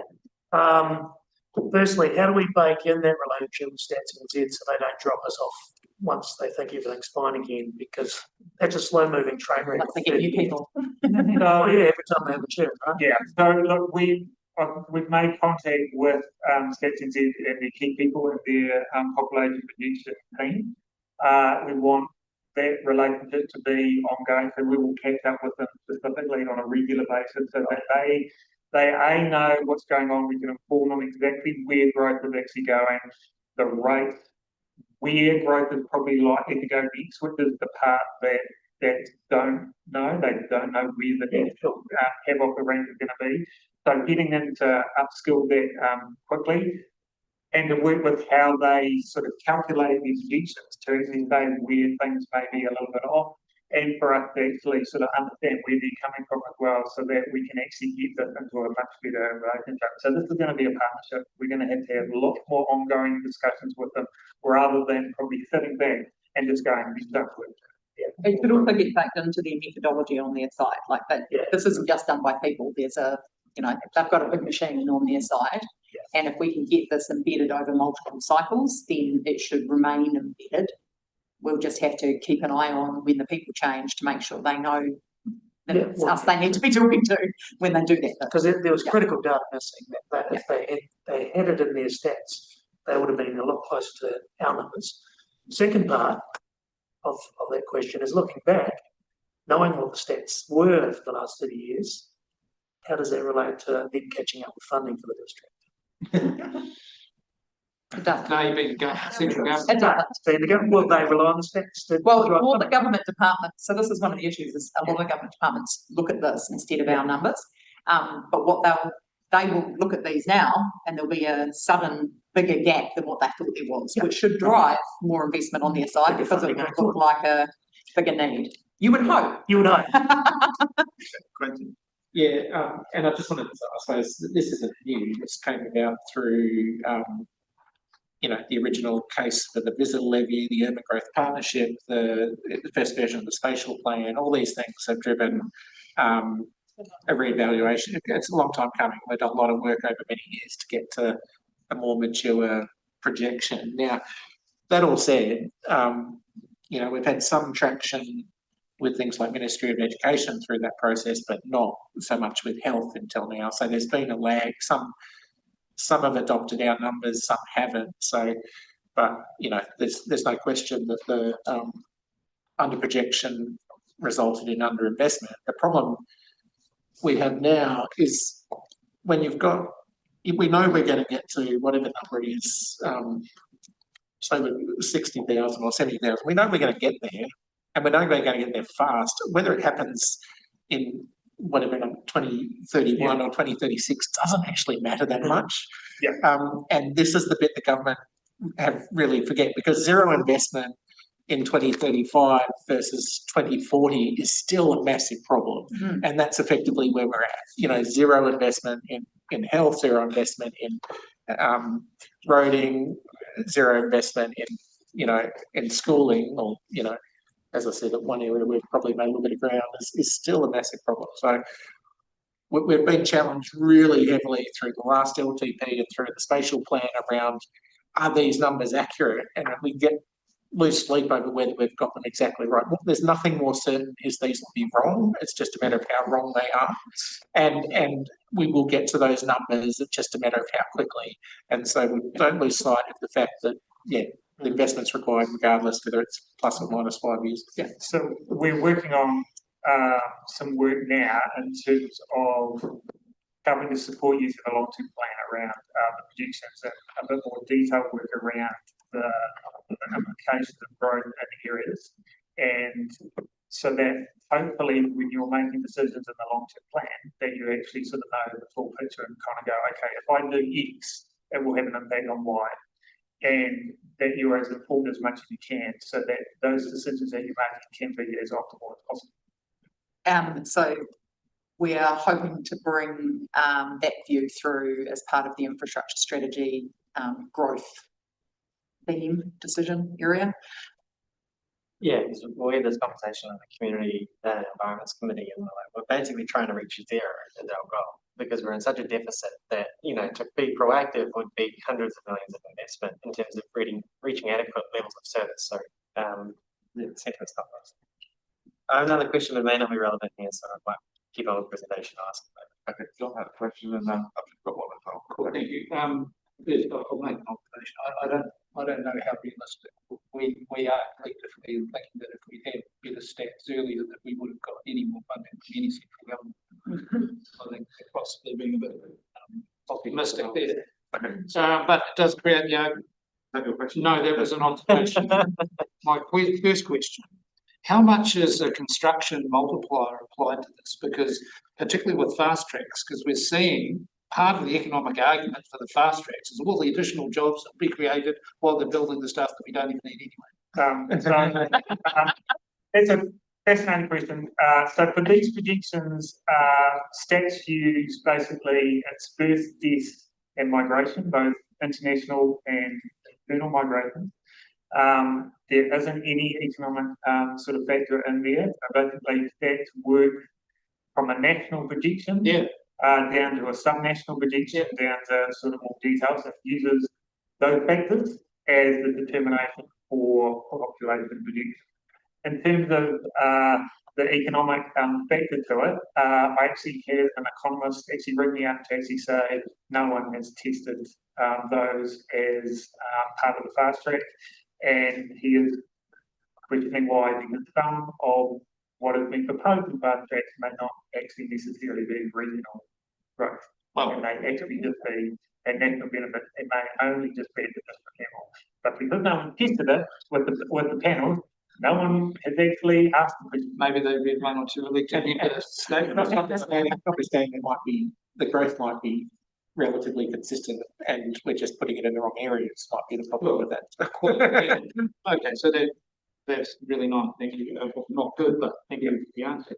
So again, given what you're saying about births and deaths, I mean, construction workers do some result from births that do result from that, but there's at the other end of the age, then with some interesting stats I was looking at just the other day while we were having a workshop, the smart growth, was that it's not just the population, that the population is growing. It's that in the timeframes you're looking at here, it is drastically aging. So stats have actually, for the first time with these new projections, actually continued international migration, either international or internal, actually increasing in Queenstown for the first time ever. They've always dropped it every time. From births and deaths, yes, there is, and this is all throughout New Zealand. It doesn't matter whether you're a fast growing or a slow going, it's just how quickly you get to the same perspective. We are an aging population, and so what we will also need to look at is the ramifications of that in terms of. And I'm sorry, John. But that's one of the ways in which we use this data when you do things like that. In terms of, I'm just going to dial it back a little bit, because the requirements meet the demand. So whose demand is that?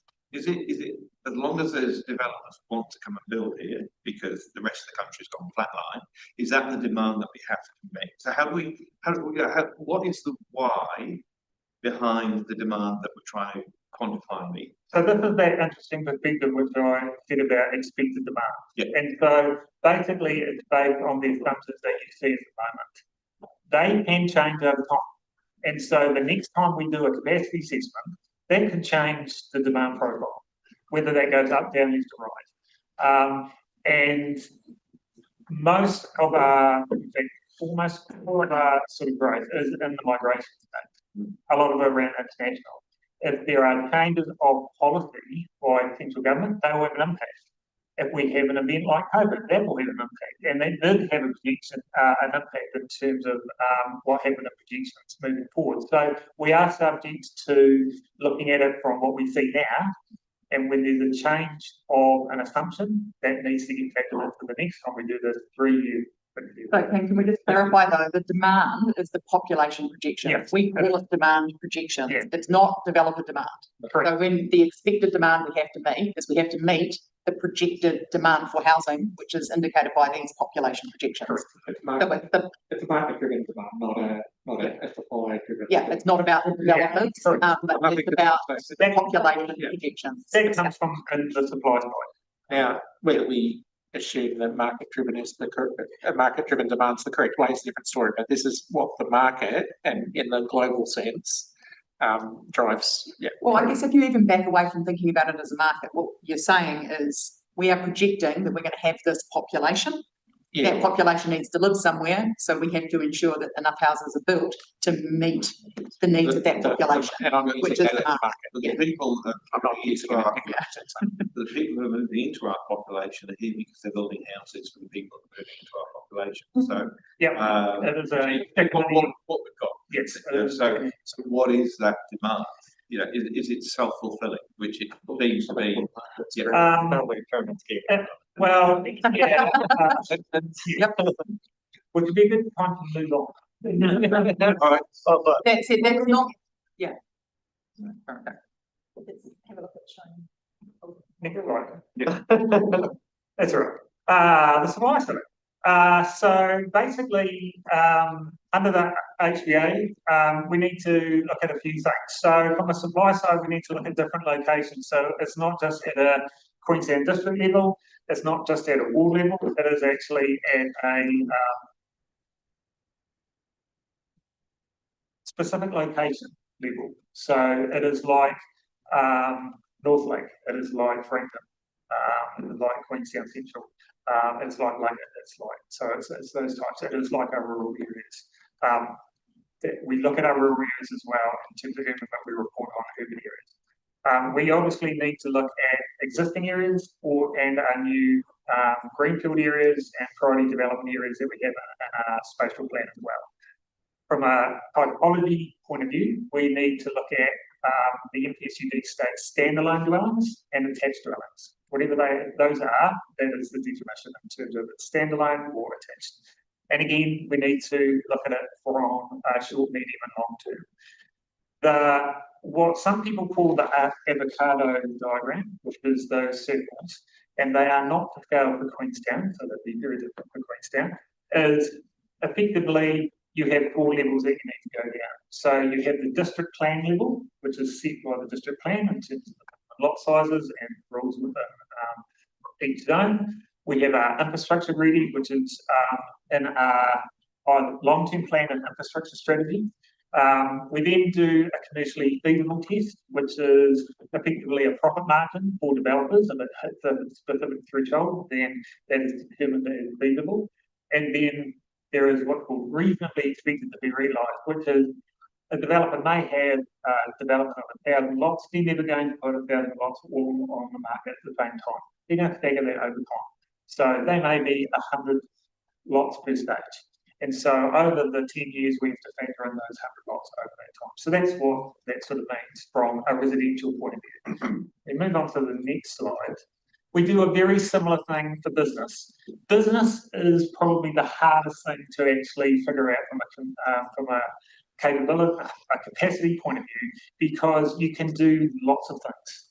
You can do an industrial development that takes the entire lot, or actually a small fraction of it. You can have retail that's actually 2 stories. You can have multiple stories that actually may have some residential component to it.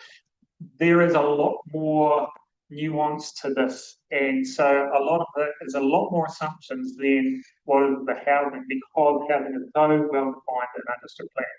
So what we do is we look at it from a hectares perspective and the floor areas, which we'll see in a moment.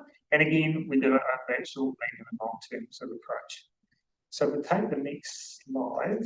So how do we do capacity? A couple more. Excellent. So taking that diagram, so this is what I just sort of talked about. From the plan enabled point of view, we look at the district plan. Infrastructure is based on a support from our planning and infrastructure team in terms of identifying what they've got forward in the long-term plan and also an infrastructure strategy. Some of the issues that we get into is that where projections are allocated based on stat boundaries don't necessarily align to infrastructure boundaries the same way. So we do have to do a little bit of alignment to try and get each to align as possible. Again, when we look at that commercially feasible point of view, it does get to that profit margins effectively. The MPSUD states the profit margin on 20% for developers. And I think it used to be in the short to medium term and 15% in the long term.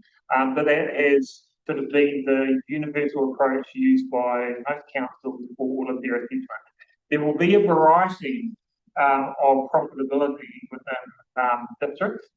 Some may be profitable at lower, some may be profitable obviously at much higher, but we need something to try and actually get to something that's commercially feasible. And then when we get to reasonably expected, we realise there's a number of economic assumptions and understanding the development market to see how developments are going to be phased in over those timeframes. That's all.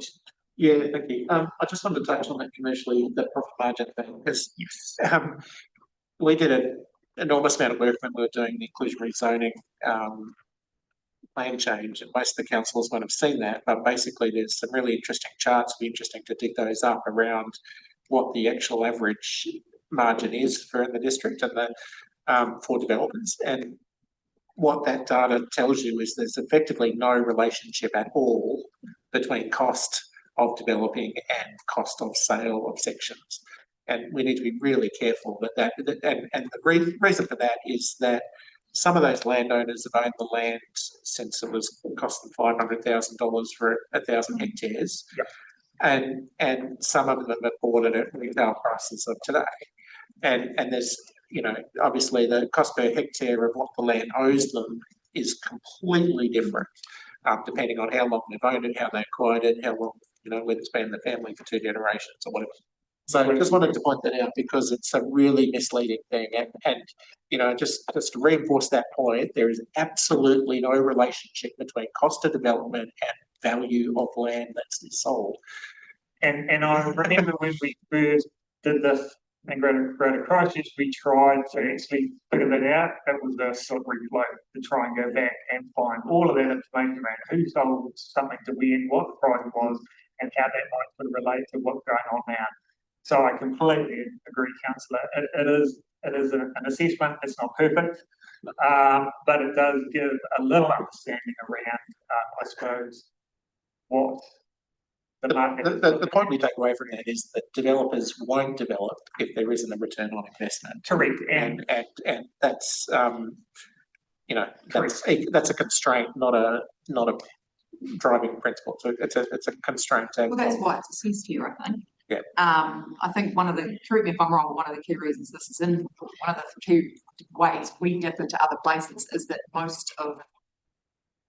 there is a lot more of the land that is commercially feasible here. So even if you bought it at market prices, it's commercially feasible. And the market's gone up more. So what I was going to say just on that point, Penny, was, and this was similar at the other high growth councils that have worked on it, what I've heard from others, is that basically if it's greenfield, then it's feasible. Yeah. And that's the assumption. And so, and it's probably pretty good. The tricky part is actually working through the implications of intensification and actually figuring out how much that really is feasible from a developer's point of view. And we will get more information as we see those provisions being used and actually seeing what it is.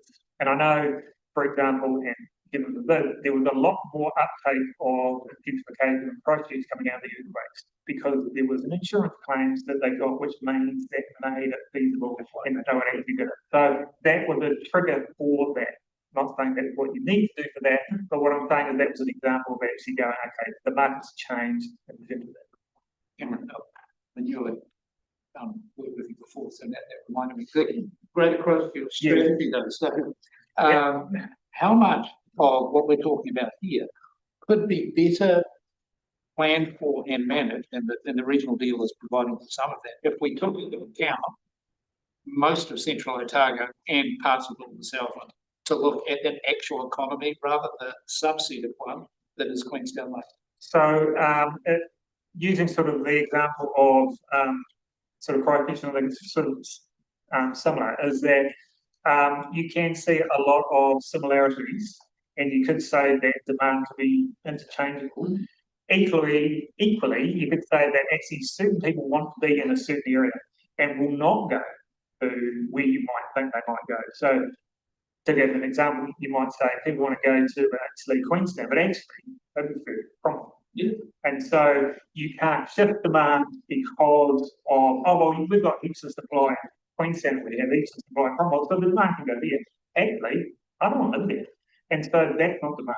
So you do have to, which is why, as part of the demand and supply, you need to look at that location part quite specifically. And probably the best example is Queensland Development, would probably be a really good example of you couldn't just make it change the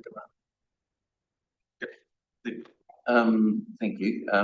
Where does willingness of an actual developer to get on and develop fall into these questions? Because, you know, there is a portion of land out near the airport that ticks all of those boxes, but not being currently developed for housing. So where does willingness to actually get on and do it? Is that in the last one? So, yeah, so it is in the last one, and a lot of those assumptions are looking at some of the developer intentions. So we will, as part of the capacity section, we are required to go out to developers and actually to us and probably go out, you developing in the next few years as a liquid data. You will have to take it as spoken. I think there's the intricacies of understanding the district, understanding track record, understanding what developers have done in the past to pass some of that information. And the good thing about this is that because we have to do it quite regularly, we can actually update and see a change sort of come through. So it's not like we have to do it now. It's quite good. But I mean, one of the interesting things about intensification, for instance, is that proper intensification, well-designed, integrated urban design is really expensive to build, although they've got a lot of value out the other end. Most of the developers in this district don't have pockets deep enough to capitalise the type of development that we actually want. And it's easier for them to build greenfield sites, sell for small sections and walk away, because it doesn't require as much capital held up for whether it be for 2 years or 5 years or whatever. And the same, you know, we've got to a degree in Wanaka is that building a hotel has a really long-term return on investment, and it's really easy to build a house and put it on Airbnb because you capitalise, you know, within 2 years. But, you know, they're just not, people aren't prepared to put down money with a 50-year return on investment. So we've got all these other weird economic drivers that just stuff us up, really.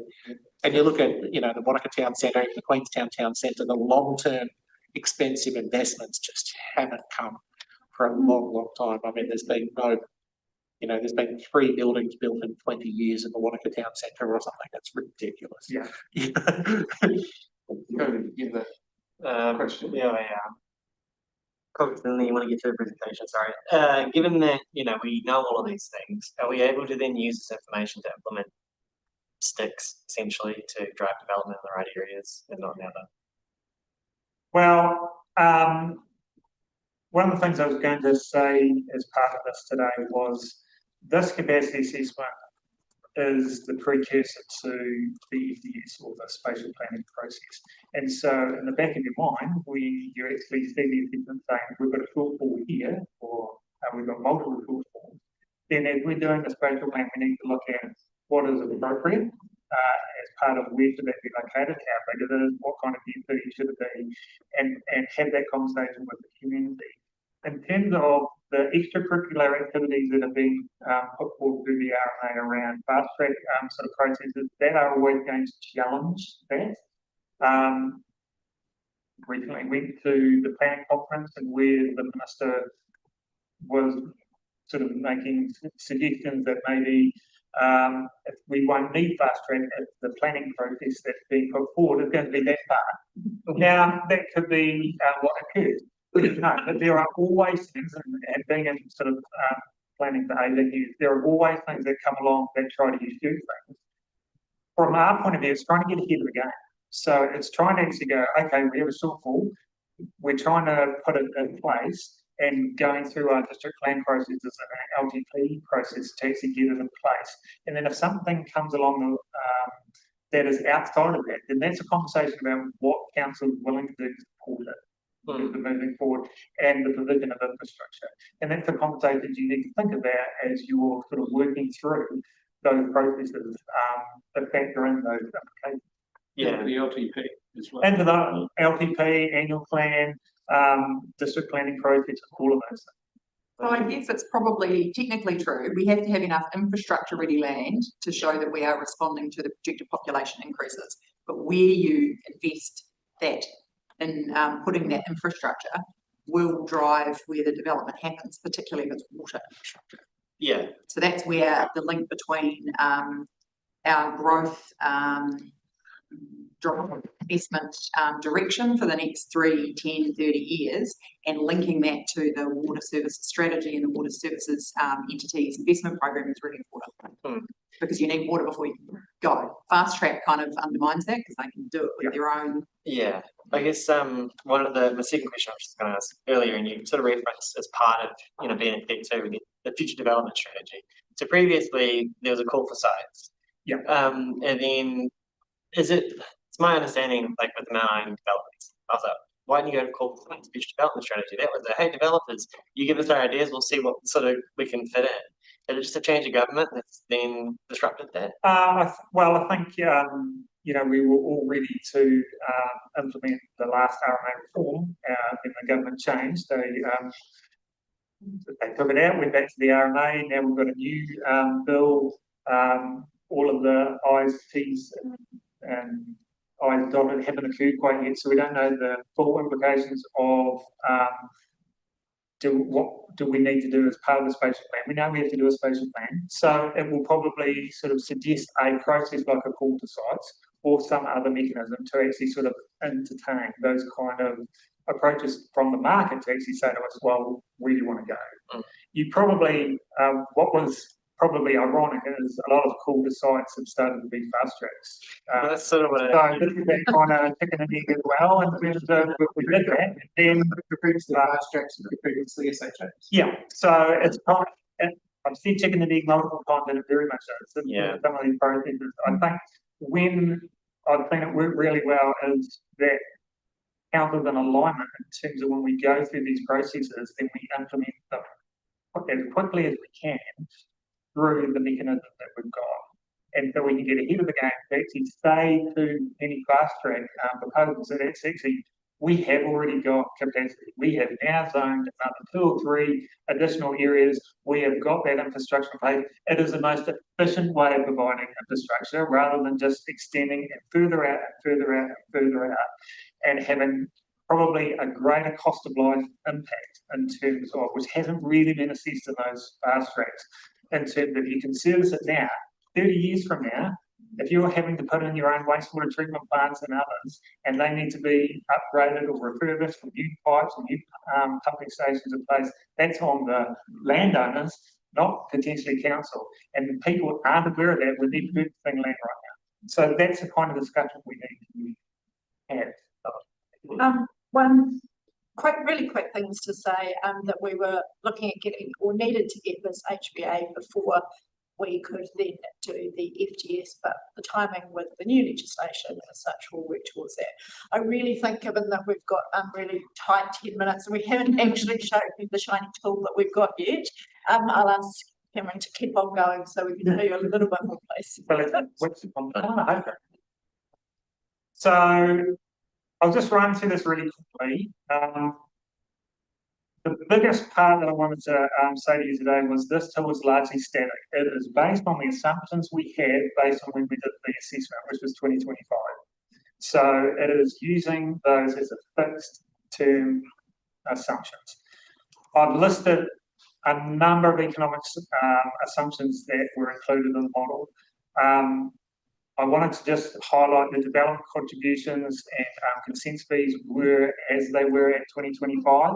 There are assumed that every land that's included in the model that is either zoned, existing zone greenfield or future areas are subject to the development contributions as per 2025. If, for example, council wants to look at that and actually revise them and do whatever to them to help support the contribution to growth, that will have to be done as part of the next LPP process, and then the next capacity assessment will update those. Just wanted to sort of make that quite clear. The other part that I haven't really talked about, and I'll do it very briefly, is that alongside our population projections, we use Formative, which is the company that developed HBA in Hill, came up with economic projections. So we've done employment based on industry sectors and the wards, which is Wanaka and Wakatabu. for that. Next slide. So basically that is a summary of the tool. There is a whole bunch of inputs that we put into the tool. The tool does give us a little bit of analysis. We can do a little bit of scenarios just in terms of some of those different assumptions. And then once they are set, they spit out the capacity needs and the realistic and reasonable part of their options, and that is the US balance. Yes. Thank you, AI. And that's basically what was used as part of the assessment that was adopted by council. So the error in the magic graph that we all talked about for such a long time earlier was largely due to the migration assumptions that StatsNet said made, correct? And here you have your own population projections which override that. Correct. And we, as part of working with stats, we've actually, for example, we can set the migration levels as part of it, which is part of but it's our migration levels, not theirs. Yeah, correct. Our population predictions are based on stats, and then we do some adjustments. Yeah. So you throw about average. Yeah, we don't throw, so they are based on that, but based on historically where they've differed in local information they didn't have access to. Right. Largely for the migration, because what stats do is they drop migration dramatically over time. And so what we tend to do is actually keep it relatively stable. Because they apply New Zealand Consistency with StatsNet is their error. Correct. And I do have to say they have a really tough job to actually do this. So it's not a beat up on stats. It's just there's so much nuance around New Zealand. So when you have to do it nationally and then at different levels, you will get this variation. Next slide might be where, okay, so this is where hopefully I share my screen. And of course, the model needs to be updated. I'll find that. Software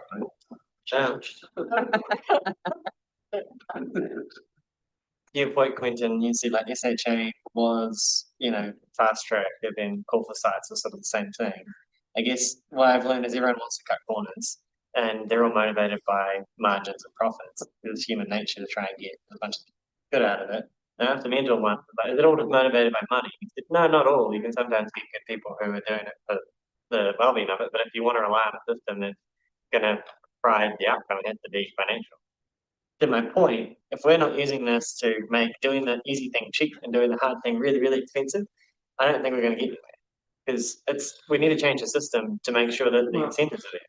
If you can't rely on one or two good developers and good relationships, ultimately, but you also rhetorical discussion. Yeah, ask us looking for that. Perfect time.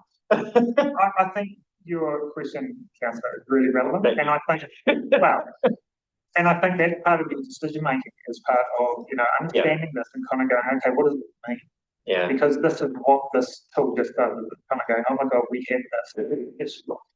What do we do in terms of think of it as a number of levers? If you pull one up, you might get two or three that go the other way. So it's kind of like understanding those tensions between all of those levers and actually trying to get to the most optimal level.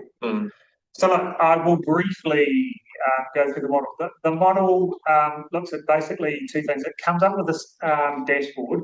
Now, I did want to say to Councillor Smith, the model has been updated based on the decision of UID. So these numbers are actually different to what went to council last year. So we now have the plan enable number when it was adopted last year in October was 92,900. It's now increased to 108,150. I want to be clear that we do not need to service all of that land. That is a theoretical number that if everybody develops the nth degree of the district plan, that number will happen. It will not because developers do not do that. And if you'll see from the infrastructure ready line, we are not planning on servicing all of that. Correct. The light blue bar next to the green line is what will be infrastructure serviced based on the LTP and infrastructure strategy. And so when you look at the red line here with the demand, that's 27,100. We have infrastructure ready at 33,700. That is at a quantum level. there are infrastructure shortfalls in particular locations, which is where we have some of those issues. So it may look, we do have some problems. But that excludes transport. And it doesn't include transport as reported, Which is me. and ultimately it's just transport is the harder to try and figure out what the nth degree of capacity is. What's really handy now is that we are developing a model, transport model, to actually sort of figure out what that ultimate capacity is, where the trigger points will actually be, and whether or not they can be addressed or will be a constraint that we cannot do anything about. Well, they are a constraint that we don't do anything about. And this is the bit that we're not required, because they're not graphed as being infrastructure, we don't perceive to do anything about it. So there will be an impact, but and I suspect once we get some of that more information, the next capacity session, we will be able to look at that. I think to speak to Quentin's point, do we have a case to actually, well, let's daylight that infrastructure gap in stuff that we don't, so what would our assessment of the gap for transport be? What would our assessment for the gap in health be? What would our assessment for the gap in education be? Because that way we can give a whole picture. Now regardless of our responsibilities, but to actually, I think that if there was one thing I could go back to central government, that's the missing wheel of this assessment, is that we have to do an HBA, we have to do an FDX to say how we address it, but we then don't go back and actually go, what is that impact through that process? And all of those things that you just talked about, Your Worship, is the thing that we need to go back to central government and actually go, you do realise that you wanted to do expected demand. That's cool, we've been able to do it, but then we have all of these issues that flow. Which luckily is exactly what we're doing through the regional deal. Well, what we are with governments, because we're in a regional deal. We do it, yeah. Yep. Well, how many more schools would we need? How many more? Yep, no, we've got that. Yep. So through this, the Grow Well Bioral Partnership, the education stuff has been, we have access to that through that. The transport information, the modelling that Cam is talking about, that is a refresh or a replacement of the existing transport model to, modernise it. But that transport model is what's been used for the strategic network plan that NZTA have just done, which has informed some of the information we've shared through the regional deal in terms of what the resulting impact will be if not just this development happens in terms of projected demand, but if you add in the fast tracks, what the cumulative impact is of that. So we've just pulled that together now that we have that information from the strategic network plan through NZTA. The clinical services plan from health will do the same thing for health. So it's not, we're now getting these other bits where you can add them together to support the picture. Obviously, we've just got to be super careful saying it's infrastructure ready when clearly it's not. We just have zero capacity in the Southern Corridor for transport at this point in time. And as in, we have zero capacity within 3 years of the Albertown Bridge. When we've got planned enabled capacity at Hawea, we've just got to be super careful.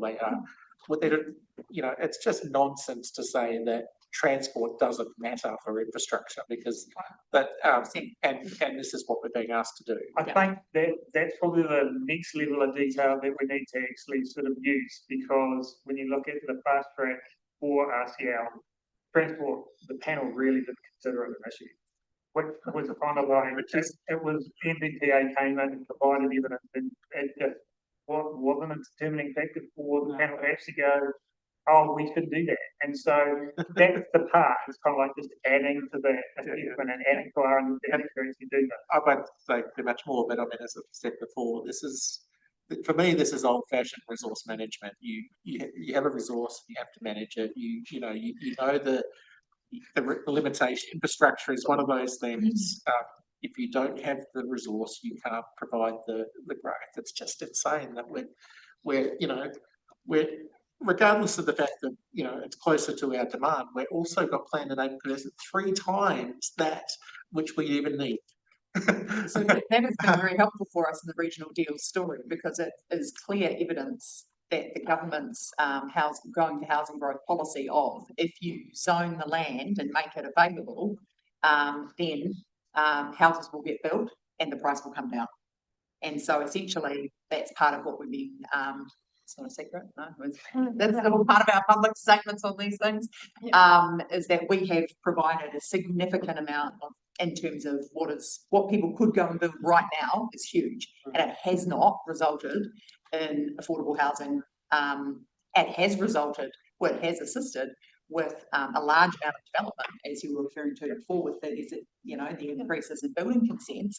We build and build and build, but it doesn't become affordable. So this is tripled down on our infrastructure deficits, tripled down on our inability to provide sufficient infrastructure. So the bottom line reporting is what you've got here, right? This is what you're required to do. Everything else we've been talking about, which is actually necessary to actually manage, almost all that stuff. Then we can do that, but because it's essential for us to do it. And though, can we? And this is a question for Michelle, perhaps, or others who want.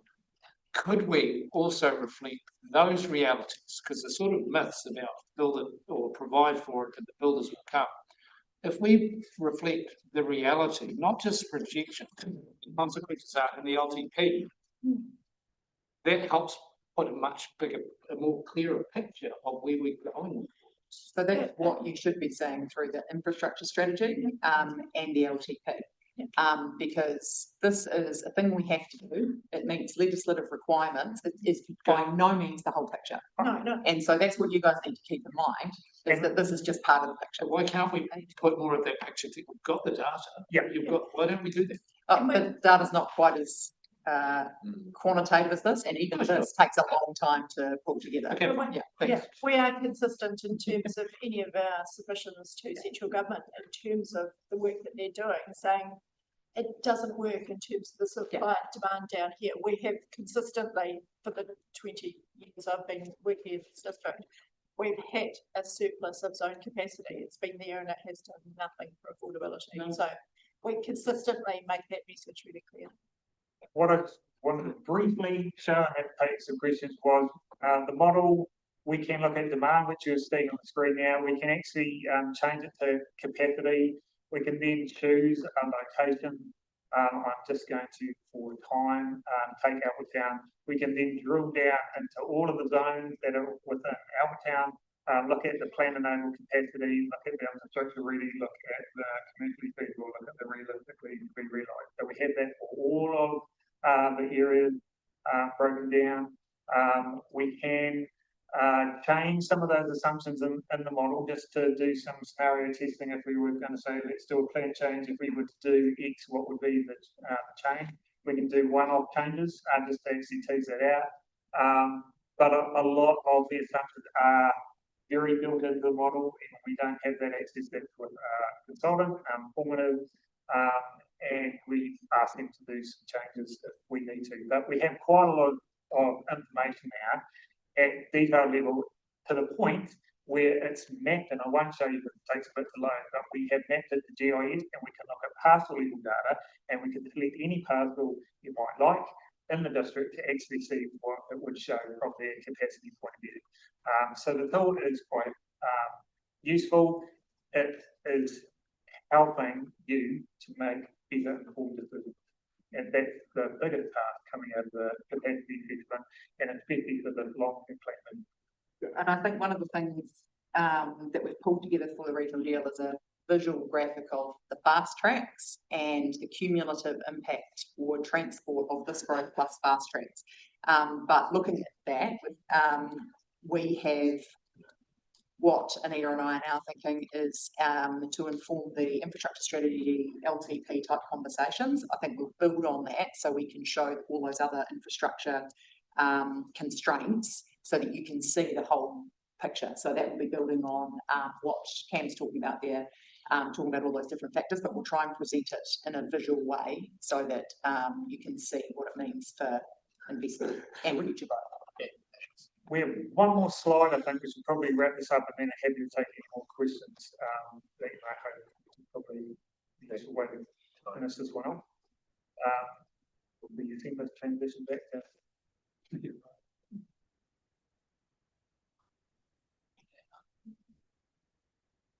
take the last slide here, next steps. So basically, what is it? Yeah, so that's basically what we sort of talked about. So this is really helpful for you for the long-term plan and provide just what we've been sort of talking to. In terms of the future past that long-term plan, with the replacement to the RMA, we are unsure whether or not HPAs as they are now will be a requirement. We are assuming they will be because central government has put them into the NPS-UDC and then its replacement, the NPS-UD, and we've been doing these and council have been doing these for about 10 years. They are very useful tools for us to understand what is going on. In terms of how it fits in with the spatial planning requirements, we will see more information once the bills become acts and we start to see some of the national directions that come out of the new planning legislation. There is probably a question whether or not we need to work with more councils as part of the TARGO. So we do capacity assessments, Dunedin do capacity assessments, the rest of the councils are tier 3. So they don't need to under the NPS-UD. I would assume potentially that may be a requirement for all of the councils to look at that, and we are able to share our understanding and learnings and support some of those councils as they have to go through this, because it is a really intense process to sort of do, especially when you're just building up to this. That's the end of the presentation. Happy to take any other questions before we need to move on to the presentation. Cool, thank you. Really good stuff, lots to think about. And yeah, look forward to seeing all this all come in place for the long-term plan. Thank you very much. Thank you. I think we've got about a 7-minute break. Nice. Before we move on to the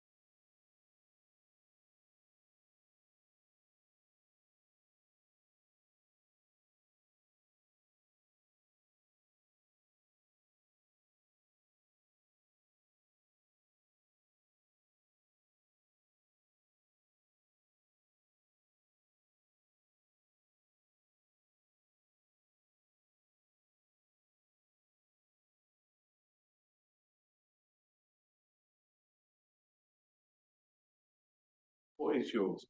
Thank you, John. Kia ora koutou, everyone. Much appreciated this opportunity today. The purpose of today's session is to brief you on the work that's been underway to help navigate Council's energy future. You will appreciate this is a particularly timely topic, given the global focus on energy costs and security. So the objective of this work has to move from treating energy largely as a, sorry, just pull it back a bit, just leave it on the slide. There we go. So the purpose of this is to try and move Council from treating energy costs as largely a cost exposure to more of a strategic system that can be managed to proactively reduce cost exposure, reduce emissions, generate revenue, and improve organisational resilience and community resilience. The work has been led in this space by the Council's Energy Steering Group, which was formed last year in October.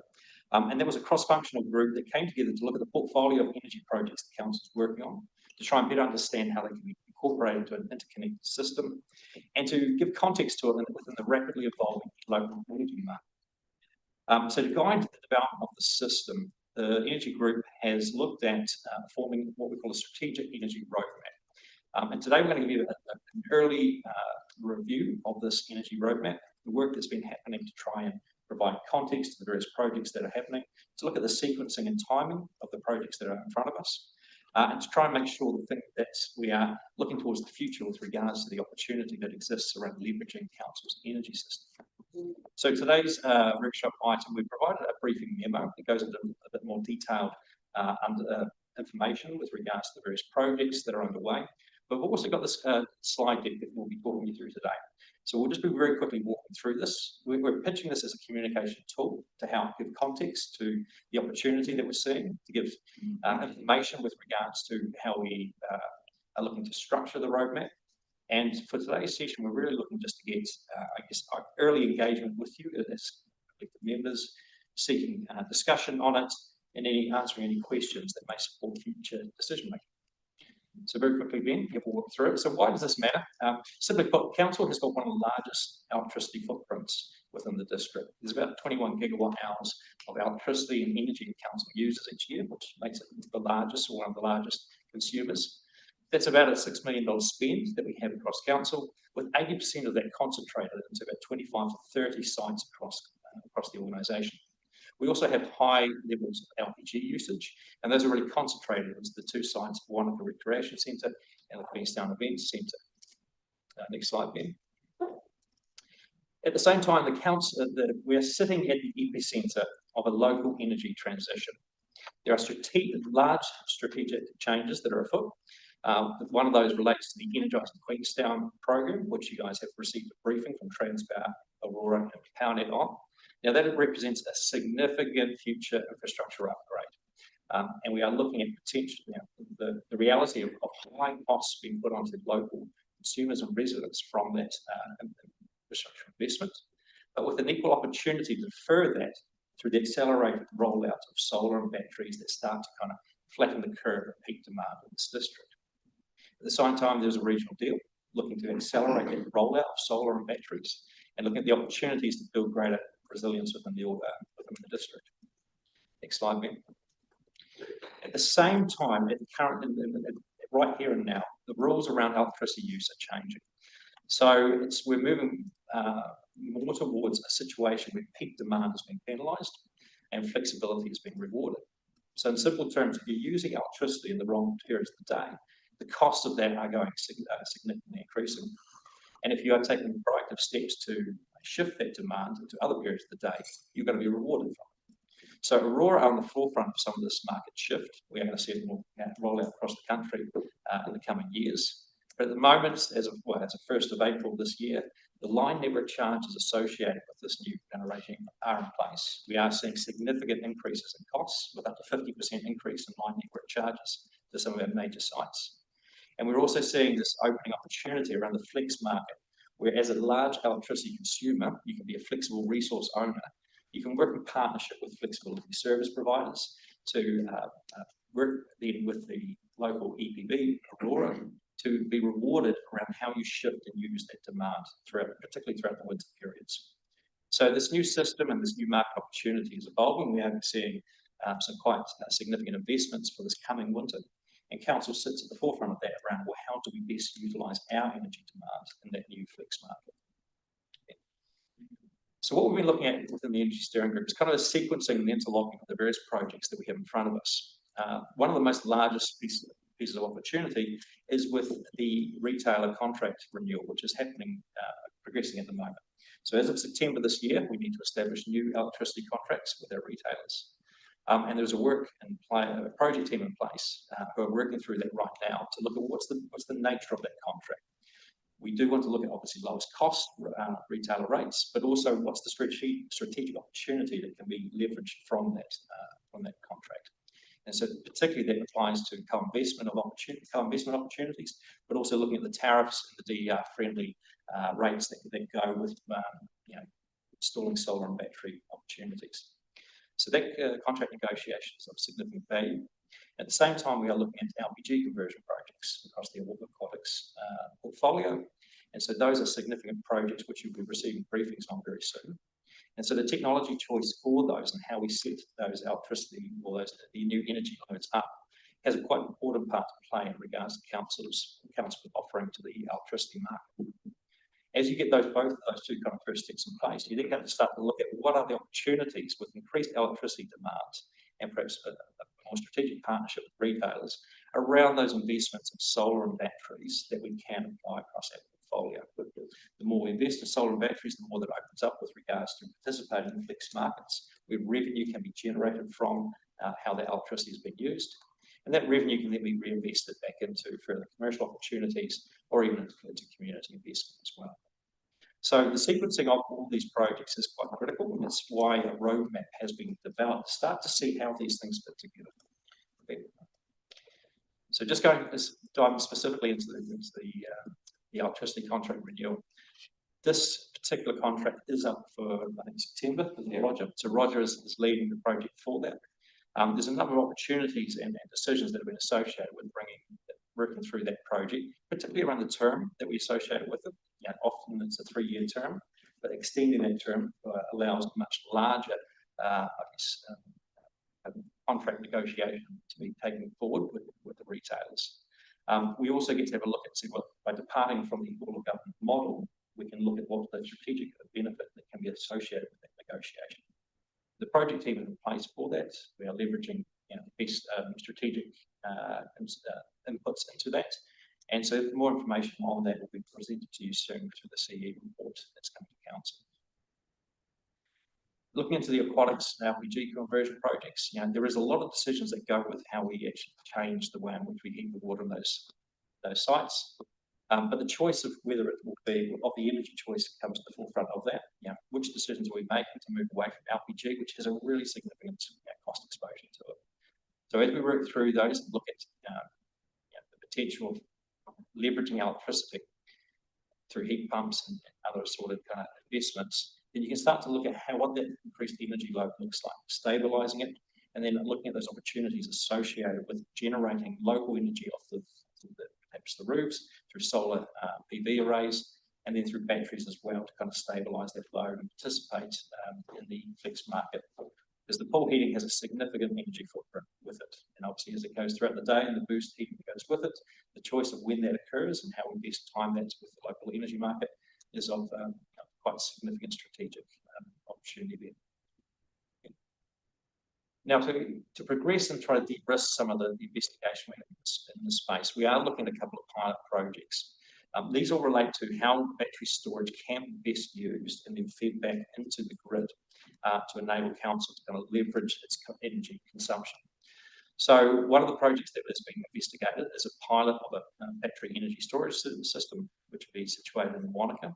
And that's about looking at how that battery could be charged and discharged throughout the day to allow commercial revenues to be captured through the flex market from Aurora. Now, this is an area of expertise around managing those electricity demands that is outside of council's normal kind of domain of expertise. So working in partnership is what a pilot trial makes good sense. There is the major opportunity and benefit proceeding from this is a learning by doing experience. There is, and the battery investment, there is a significant capital requirement for that. So understanding best how those systems can be used and optimised is a sensible learning opportunity before business cases and the rest of it get evaluated. Now, similarly with regards to vehicles, essentially they are now mobile batteries. And the opportunity with council's EV fleet, which is quite significant, to be utilised to be charging and discharging from buildings around the district. There are pilot trials underway at the moment. This is a new form of technology, requiring some new changes to regulations. So the project around vehicle grid charging is largely, the footprint of that is in this district. It's been led by the Queenstown Electrification Accelerator in partnership with ECA. And we have a bi-directional charger that has been installed on the Arrowtown Community Centre at the moment, just to allow this new technology to be investigated and piloted. So essentially we'll be able to use the council's EV fleet to charge and discharge from the building there. And so particularly as we're looking at it from an emergency management perspective, having these mobile batteries and how they can be used, there's significant value to that. So both these projects are designed to have minimal risk exposure, but allow us to explore the new technology and understand best how to deploy it going forward. So to wrap it all up, we are attempting to provide a one-page overview about what a roadmap would look like. So particularly knowing that there's a window of opportunity over the next few years to make progress to these opportunities. We are looking at 2026 as being a foundation year. The value of the steering group is about bringing coherence to these projects, making sure that they all line up and fit together. So the work that we can do with the electricity contract renewal to ensure that what we're looking at through that and what agreement we land on lines up and supports the efforts that are happening around some investments in the LPG conversion space, as well as lining up with pilot projects that we're underway at the moment. Now, through that work, we create a position where we can look at further scaling and revenue generation in the years ahead. Now, that would require capital investment, but the way in which that investment happens, there are a number of pathways for that, including the partnerships, co-investments, purchase power agreements, as well as council debt funding some of those investments. So we are in this early stages of piloting and understanding, well, what does the future look like? We know we've got a significant level of energy use. We know that we are also a leader for the district. The way in which we test out this project and these opportunities and provide a de-risking opportunity for others in the district is really important. With the backdrop being, the more that we see the rollout of these distributed energy resources and technology, the further out deferment for the large capital investment in the infrastructure of the transmission line. So bringing all this all together into a coherent roadmap is what you see on the screen there. And it represents, I guess, the opportunity that we're looking at and how we're attempting to take early but decisive steps forward in terms of investigating. So I'll leave the stats on the screen, and I'm happy to open up to questions now and to unpack and discuss what, I guess, the direction we're looking at. I think I'd just add to that you'll see this come through when we have the infrastructure strategy conversation at the start before we get into the LTP CapEx projects in relation to that climate action area in terms of electricity resilience is one of the energy resilience. One of the streams in there, and so there'll be options for you to look at in terms of investment and how we can lean into this and through our own investment in our own sites and or how we could fund others to do that. It's an interesting opportunity because in the same way when you go, we want to fund resilience, people could be like, well, I don't want to spend millions, but if it's returning an investment, then it changes the economics around it. But the advantage of some of these things is there's an upfront cost, but it reduces our OPEX. Yes, of course. Our ongoing electricity. And our electricity use throughout the day, often throughout the night. So that's the even better thing. Really well put, and I just want to commend you on your presentation because you don't want to get through it all. Because we're all sitting there going, man, just like that's great. Yeah. Not pause. Jump on one room. That's the learning. I'm holding it together. Yeah. If you use 21 gigawatt hours a year, how many kilowatts or gigawatts are the pools going to add to that? Just a quick little math question. That might be in the workshop. 1,000 for our so up to 1,000 kilowatts, which is a megawatt hours. Yeah, and 1 per 450. So 1,500 megawatt hours, but balanced against what we're paying for gas. Sorry, I'm just doing calculations because I have gigawatt hours, megawatt hours, and confused once it gets over kilowatt hours. How much power is used versus actually annualized? Yeah, so we've got $6 million worth of power. Once we electrify the pools, you know, how much more is that going to add to our power bill? Just theoretically, it's going to be like another 2 million, 3 million. Based on the Well, 1,500 megawatt hours on top of 20,000 megawatt hours. So okay. Yeah. It's what's that? Do calculation. No, Not doubling or tripling. Okay, great. And just, sorry, there will be a workshop next week where some of the detail around the costs associated with the current LPG consumption versus what we're looking at with the heavily to 8%. Okay. Yeah, that's helpful. And yeah, I was going to say, because I think, you know, I think this is great, and I'm really excited about, you know, some of these pilot programs that totally support learning by doing. I think that's, you know, a great initiative. And I think given that the energy market is turning into the stock market, we're all trying to play. Council potentially a fund manager with lots of, you know, capital and to do it. So done fun. Really interested in the electricity contract renewal and how that conversation goes this time around. Do you fix it every 3 years or how's it? We have 3 retailers at the moment that's applied to us. Why, we don't know. We might have 3 when we go to the market. We might have 1, we might have 2. We don't want to dictate, but typically they look 3 to 4 years ahead. They struggle to go past that because that's the electricity futures market that's in quarterly blocks, and that doesn't go much farther than 4 years. But if you get a retailer that wants to lock in a volume, and with Steve Batstone, who you've met, he's subject matter expert advising us. We've gone out and asked the market for 5 to 7 years in there. We may come back with 4, but we don't know what we don't know until we go out there and how far the electricity suppliers actually want to lock in a volume, given Bill said we're big in this area. If they can lock in the biggest volume for 5 to 6 years or possibly 7, that's where we try to turn it around the other way, that we can get some consistency in pricing in terms of any price increases in those later years. That's the challenging bit. Everyone can do the 1 to 3 year window quite comfortably, but it's when you go past there. We just don't want to be doing this. Just to add that further to that, typically in the past we've always run all the government contracts, right? Because they're 3 years. And so they are very focused on cost as the main thing. What we are seeing is this evolution of strategic opportunity, particularly with the energy footprint of the public sector is massive, right? And so, but with a very outdated traditional model, all the government contracts around that we use to kind of to broker those retailer agreements. So we're at the forefront of being able to kind of look at how that could shift, and it's certainly the strategic value of the electricity level we use and where we're using it in the country. It seems to be of significant value to that as negotiating. Having said that, we will still be focused. So we will that's very much at the forefront. Part of that discussion, and I've sort of been thinking about this as an electricity user as well, is the contract negotiation with the retailer around batteries and solar.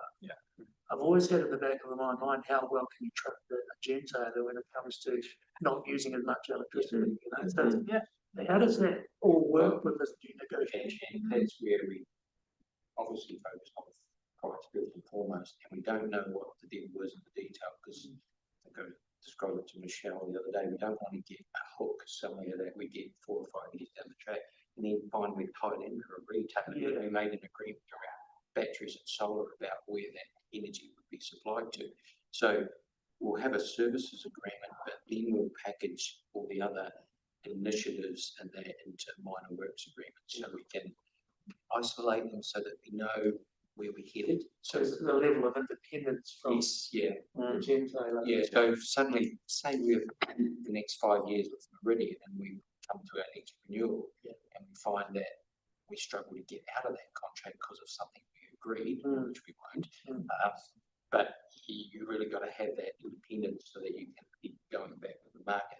And that's why these initiatives that Bill was talking about they have that 10, 15, 20 years that we want to endure, not related to who our electricity supplier is at any point in time. So does it mean, in terms of infrastructure, the council would own the batteries and Ultimately, that's your best if you control your destiny. But that's where the devil's in the detail. Some of these co-invest things, they might be quite attractive from a retailer. I agree. Why would they be wanting to lessen us buying more power off them? But they know that there's growth in the district. There's going to be more power used in the district. So if they can grab a share of that, that's important. I will just add to that, there's a variety of pathways that you look at to realise these projects. So everything from funding it ourselves right through to basic energy as a service.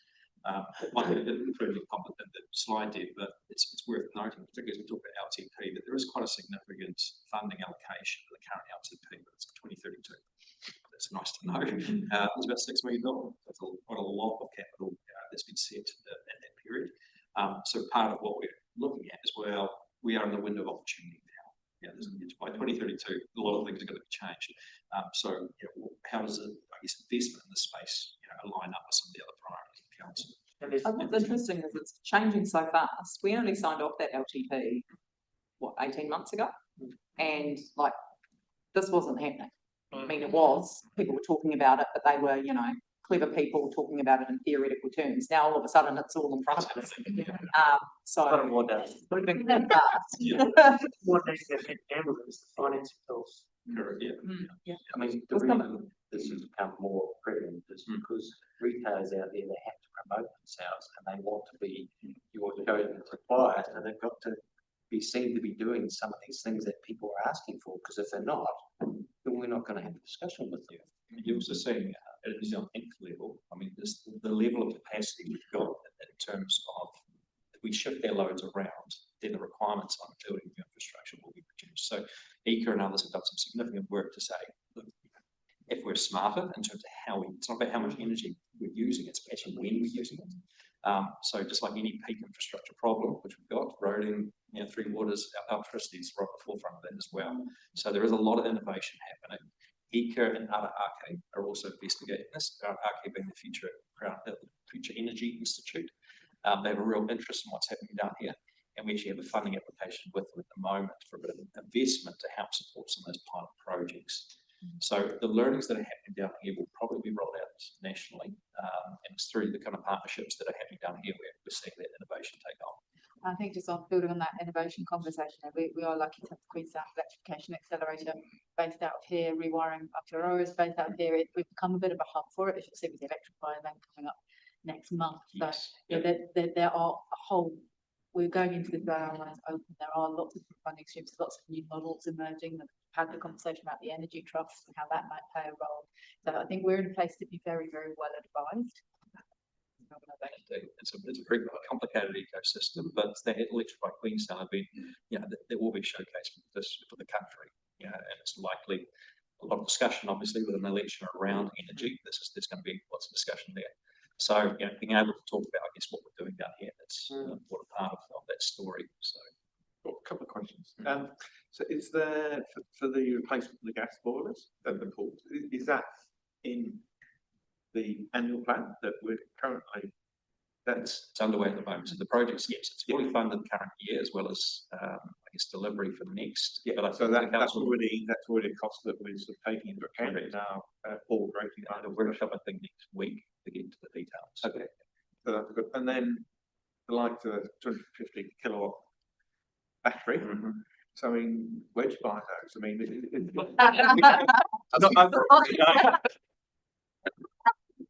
How many of these? I mean, they're not. They don't have to be placemakers. So how do we source that? Because what's the lead time? I guess. I mean, there's a lot happening, right? So, as a professional, I'm not an expert, of course, but there's a lot within the batteries, sector. The costs, for example, are significantly decreasing from what they were several years ago. Lots of focus on return on investment for businesses at the moment. Our batteries at a level and cost margin where we can kind of invest. It's a little bit.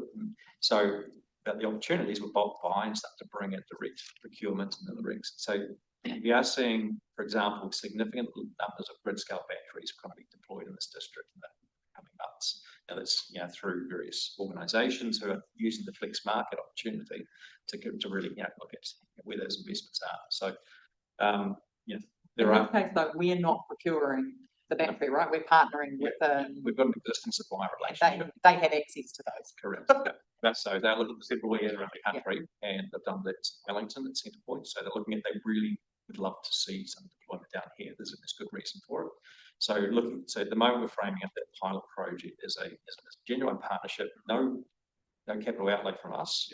We'll provide essentially the energy use which comes in, don't change the operational management of that site for Wanaka Rec Centre, but we would be able to kind of receive some revenue sharing from it, and also undertake the enablement work around switchboard upgrades to allow that site to be to have backup power going forward, right? Because Wanaka Rec Centre currently doesn't have a generator, but it is also a civil defence, centre. So there's a bit of a deficit there that we're looking to kind of plug with this pilot project, and capitalise on all that learning to see, does it make sense then for council to invest in these batteries?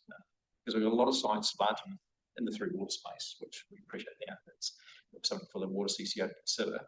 But using peak electricity, all that electricity to drive those pump stations during those peak periods isn't probably the smartest thing. If batteries and other things can be deployed to allow revenue generation and to reduce some of those pricing, then that should make good sense.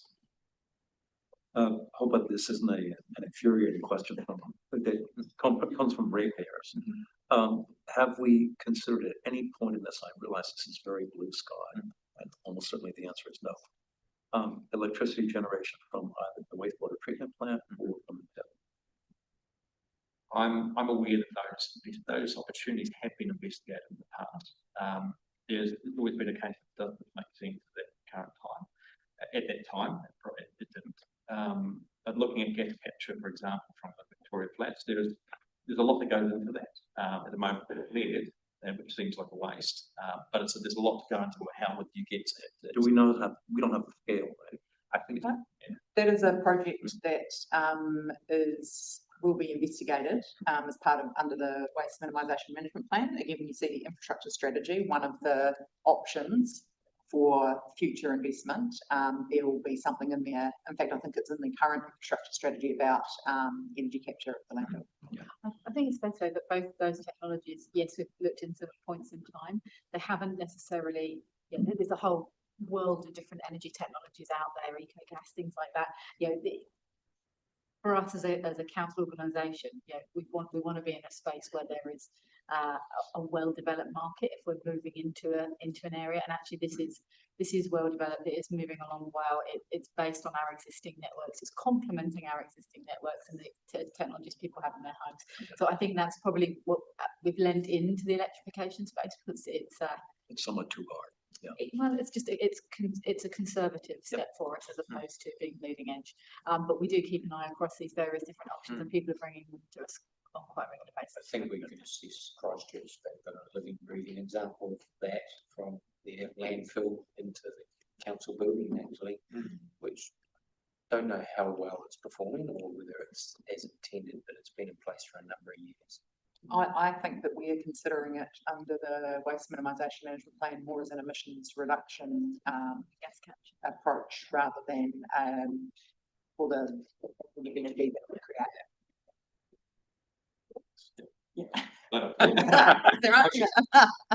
Thank you. That was great. That's good. That's good. Great. And you guys, that? Yeah. Thank you, Bill.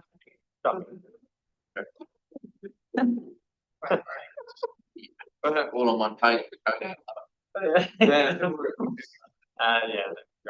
Oh, I'm sorry, I got to shoot. Yeah, no, that's fine. We do have. You do it.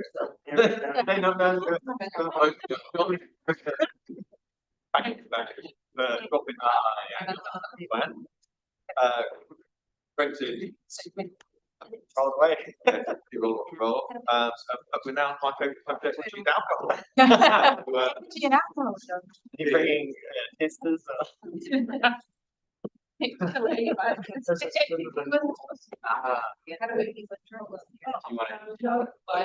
Do you want to see the stuff? You're on. All right. Okay. Right. All right. So, there was a council meeting, 19th of March, where there was a attachment, which is the same attachment that we've got on this agenda item, talking about the DLC, the District Licensing Committee. And so we heard that from that attachment that you wanted to have a further conversation around alcohol licensing. And so we've kind of pulled together a slide pack. Now, there might be some slides that you just want to whiz through. So it'd be quite good if we could indicate, or else we'll just go through the whole lot. Yeah. Well, speaker, we're in publicly excluded now, aren't we? No? Why is that on the agenda that we're in publicly excluded? Well, if you wanted to start talking about individuals who Right. are on the committee, Okay. then we would need to go into public excluded. Okay. Don't know the comments. We've had some comments in the process. And I think the questions that I've heard from the community about process, and you know, I think it's clear that there's options open to council about how we form a DLC, and I think that's probably the understanding around that is probably what we thought about rather than individuals. And people. I know. Do you want us to go through the pack? Yeah. Yep. Yeah. And then whiz through. Okay. Right. Yeah. I think the focus of this was the DLC though. Okay. And those options that were in that paper that was attached to the CE report at the last meeting, where it had different pathways, do councillors become involved on, sit on the DLC, how are they appointed, is that delegated as it is at the moment? So that's probably the So we'll feed out the rest of it and focus in on the. Okay. And you know, Sean? Yeah. And if any point anyone thinks I've got a conflict because being a liquor license, Yeah. then you know, and you too. Yeah. So yeah. Hopefully not, but having to workshop. So Okay, so we could probably skip this overview essentially as we've kind of just established what you're after. So within our world of alcohol licensing, we're sort of guided by these pieces of legislation and policies and bylaws and such. The Sound Supply of Alcohol Act, I'll refer to it as the Act as we go through. That is our guiding light, I suppose, in terms of the most significant piece in our toolbox with what we do in our roles.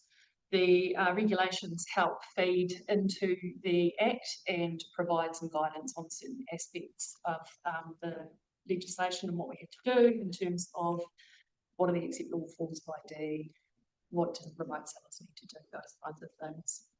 We then have the fees regulations, which set in legislation what fees licensees and managers' applications must pay. And it also sets out what portion of those fees we have to pay to the Ministry of Justice as well. Not all application fees are required to pay those fees to the authority, like or the Ministry of Justice either.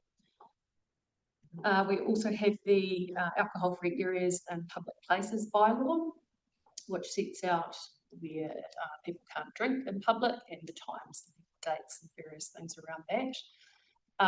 We also have the QLDC fee reduction policy, which is in relation to special licence applications. We can reduce licensing fees for not-for-profits or fundraising events and things like that within the community.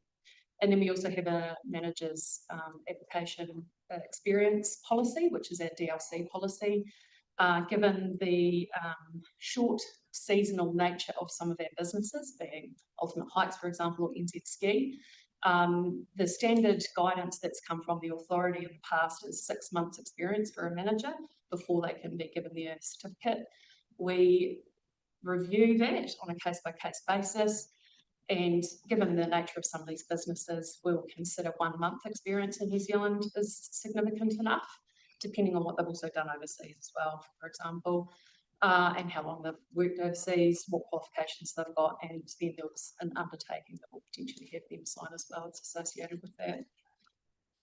Just had a quick question on the alcohol in public places. I remember last term reviewing it and changing the times and, is it just amendments to the 2018 bylaw, or is the 2018 are they?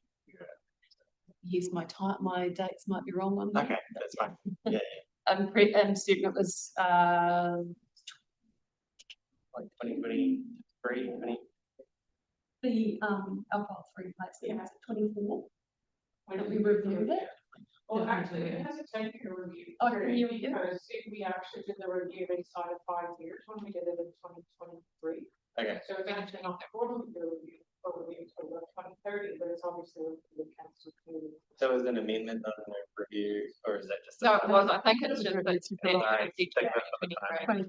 Yeah. Oh, that's why it's confusing because of the review, that's why it's stuck with the 28. Right. Yeah. Great. Good clarification.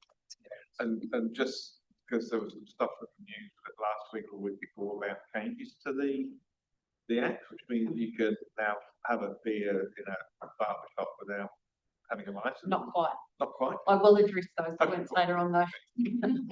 I'm getting excited. Understandable. So just briefly in terms of who the alcohol team are, there's myself as the manager. I've got over 16 years of experience in alcohol licensing and 13 years of hospitality on top of that as well. I've got a team leader who sits under myself. She has over 7 years experience in the team. We have a seniors position that's currently vacant, and then we've got teams of the rest are made up of inspectors, and we've got a couple of support team members as well to help us out. We have our agency partners, which is our police, or ARPOs as we call them. We've got one in Queenstown here and one in Wanaka, and we also have our medical officer of health, and he has delegates that sign off certain applications for us as well. They've got powers under the Act for that.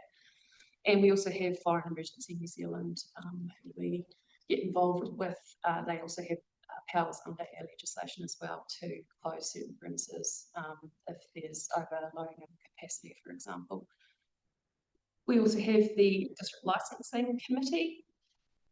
They are our decision makers who are an independent committee of council, and that's in terms of Section 200 of the Act. And they're appointed and empowered by the Act to undertake their roles and duties. We also have a secretary for the District Licensing Committee. That appointment actually sits with the CE. There is a delegation provision in the legislation, and that sits with Anthony here. And that role is sort of an administrative role, essentially signing off the fee reduction requests, ensuring there's consistency with their reporting, the decisions of the public, those types of things. Finally, we have the Alcohol Regulatory and Licensing Authority, or ALA, or the authority, and they're an independent tribunal of the Ministry of Justice. They sit in Wellington. They deal with appeals to District Licensing Committee decisions. They also deal with suspension or cancellation applications that are referred to them for various applications. And they are made up of district court judges and other members of the community as well. So in terms of the District Licensing Committee, so legislatively and legally, every council must have a DLC, and that's set out in the legislation area 186. So the basic function that's also set out in legislation is to consider and determine applications, including all new renewals and variations, specials, temporary authorities, temporary licenses, manager certificates. And then they can also seek leave of the chair of the authority and have applications referred to the authority. That's a bit nuanced, doesn't happen too often. More often than not, when applications of that nature are made, the authority will push it back. Local solutions for local problems is the sort of the analogy that they sort of use. The DLC can also conduct inquiries and write reports required by the authority, and they've got all other functions conferred on them under the Act or any other enactment. And that means that they've got sort of any reasonable powers necessary to carry out their functions, as it were. Sean, can I ask you a couple of questions? Yeah. How many, is it like a committee, like a set number of people, or it's? Yes, so how many people do we have? It's like this mystery. There's I don't want. There's information on our website around who the committee are and who makes up that panel. With a hearing, we need a quorum of 3. Okay. When a normal application is being processed and it's not contentious in any way, quorum is 1. Yeah, so what we normally do is 3 of our members have month on, month off sort of thing. So one person will be on for the month and they deal with all the applications that get sent through to them for the month. And can call hearings if they wish to as well, if they think it's appropriate. And you might cover this, but with the appointment onto that committee, they're appointed for 5 years, but is that like the whole committee, or it's kind of like everyone gets, it's like a rolling? It depends. I will. Okay, sorry. Yeah. Might be preempting. So DLCs can't suspend or cancel licenses or certificates on their own bat outright. So they have to follow natural justice principles, and they either have to grant the application on paper or hold a public hearing to consider the matter, to be able to give the applicants a fair opportunity to have their say on the application. DLCs can truncate renewals of applications if there's concerns around the operating nature of the premises, or there's questionable activities undertaken by a manager applicant, for example. A renewal application can be approved for up to 3 years. It doesn't have to be 3 years. It could be 18 months or 2 years that it's renewed, for example, if there's concerns. DLCs cannot require inspectors to change their reports, nor can they contact other agencies or the applicants off their own back, and they must maintain their independence and impartiality on that front. Excuse me, Section 201 of the Act states that the authority and DLCs must be treated as a commission of inquiry, and they have all powers under that Act, and can issue summonses for witnesses, request production of documents, and any other preliminary or incidental act in relation to a hearing as well, and that can be exercised by a chairperson or the secretary. Essentially, they've got powers similar to the district court.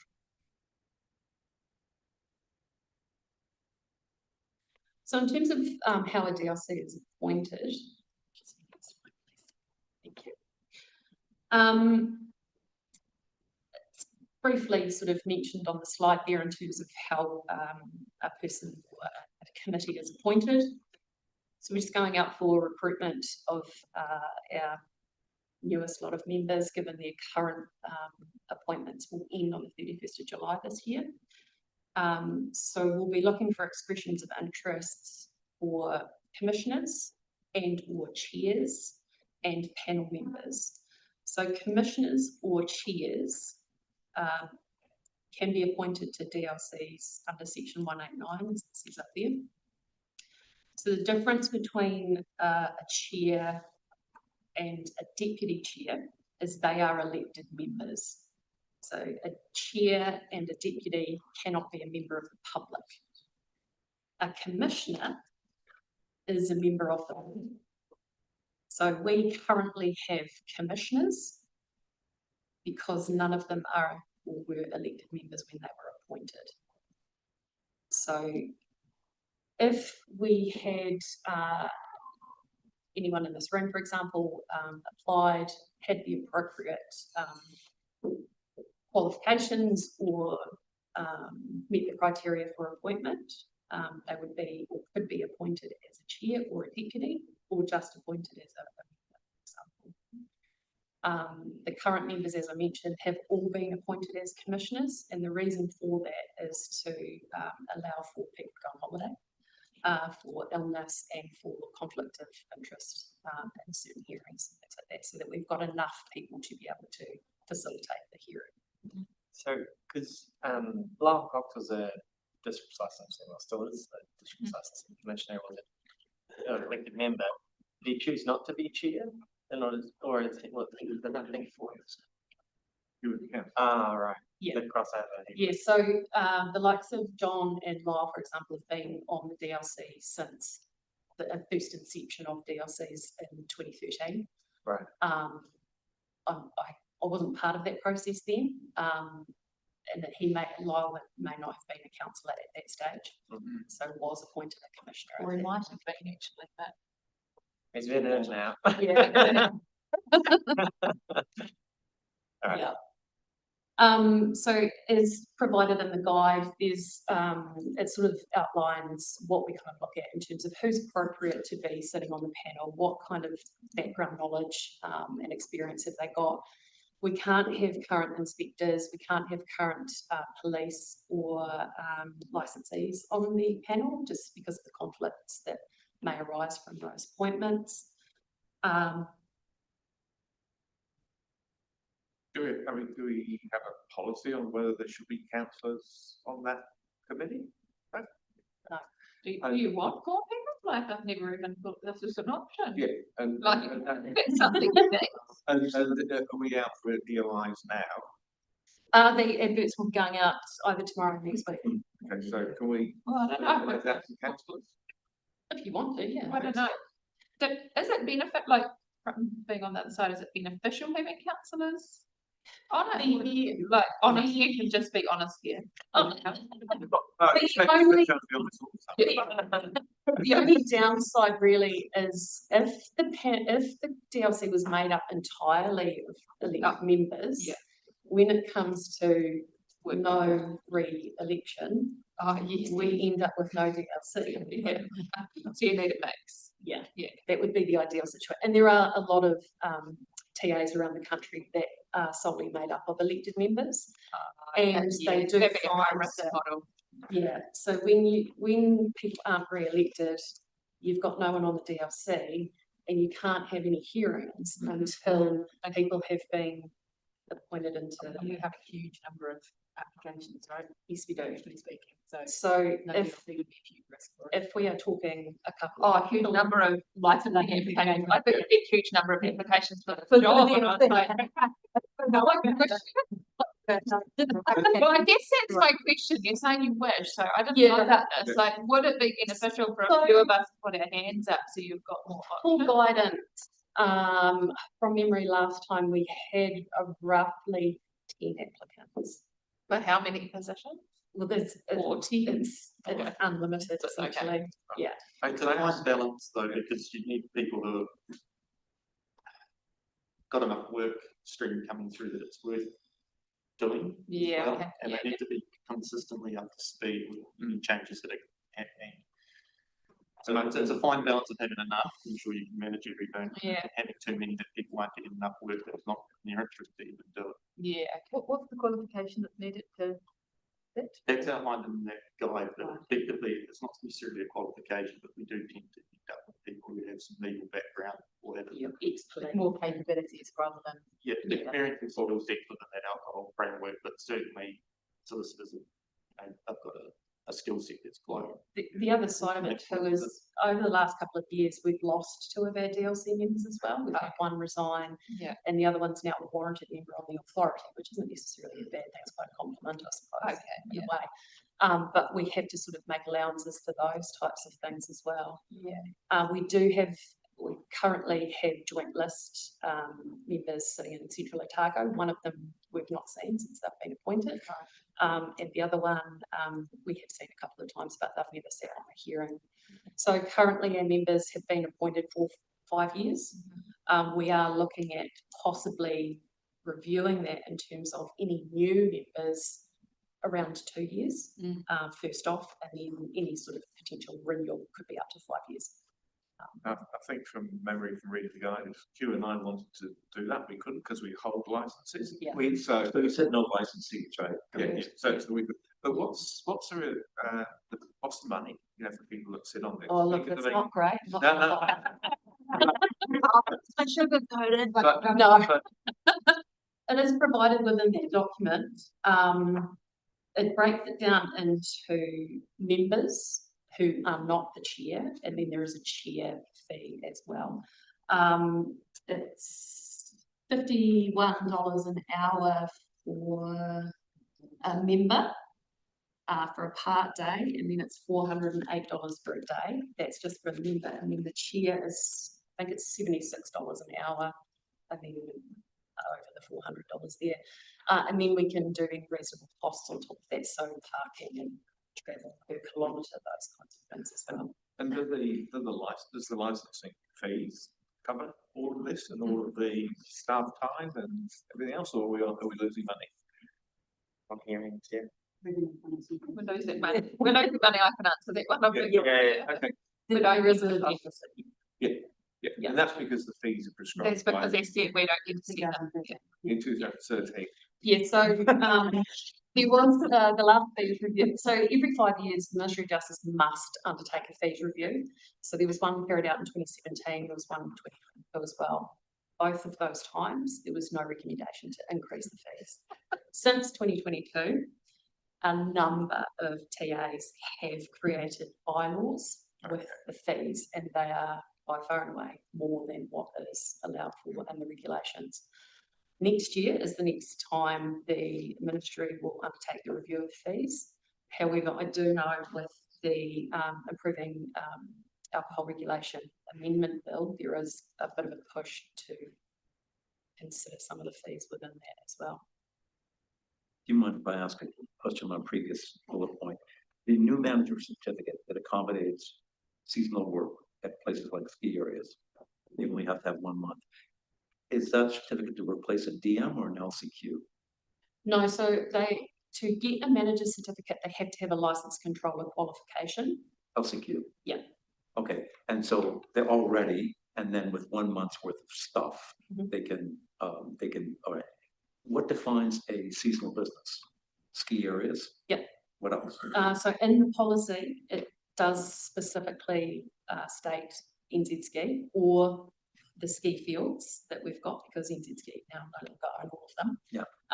And alternate hikes, because that is the one where we've got the huts out on the hiking track out. Okay. Pascal will be there.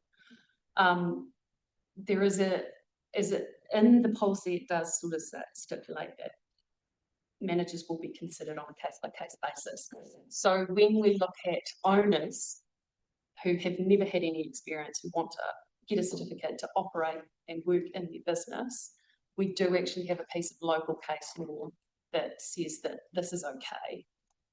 So we pull that out, and we will possibly get them to sign an undertaking, but they've got a very vested interest in the business, so it's not too hard and fast from that perspective. I mean, part of the rationale with the legislation is we have to be reasonable in our administration of it. So this is kind of where we do that. So who does you get all these applications in? Who within the organisation selects the successful people? So there'll need to be a panel of people who review that. I'm not allowed. So this is where the secretary will play a part in that, because they deal quite heavily with the DLC. And then hopefully Catherine is okay with being on the panel, given this is her group. And then we'll look to find another person appropriate to sit on the panel. Would that be an elected member, or is that not really? No, I don't think it's appropriate, considering you may be considering one of your colleagues as an applicant as well. Yeah, true. Probably crossing streams and all that. Yeah. So they would assess the applicants, and then there would potentially be some interviews undertaken with those people if they were appropriate, and then a report gets provided to council and public excluded, because we've got to look at qualifications and experience and things like that. And then we'll look to contract them essentially for a period of time, and then the appointments will start from 1 August.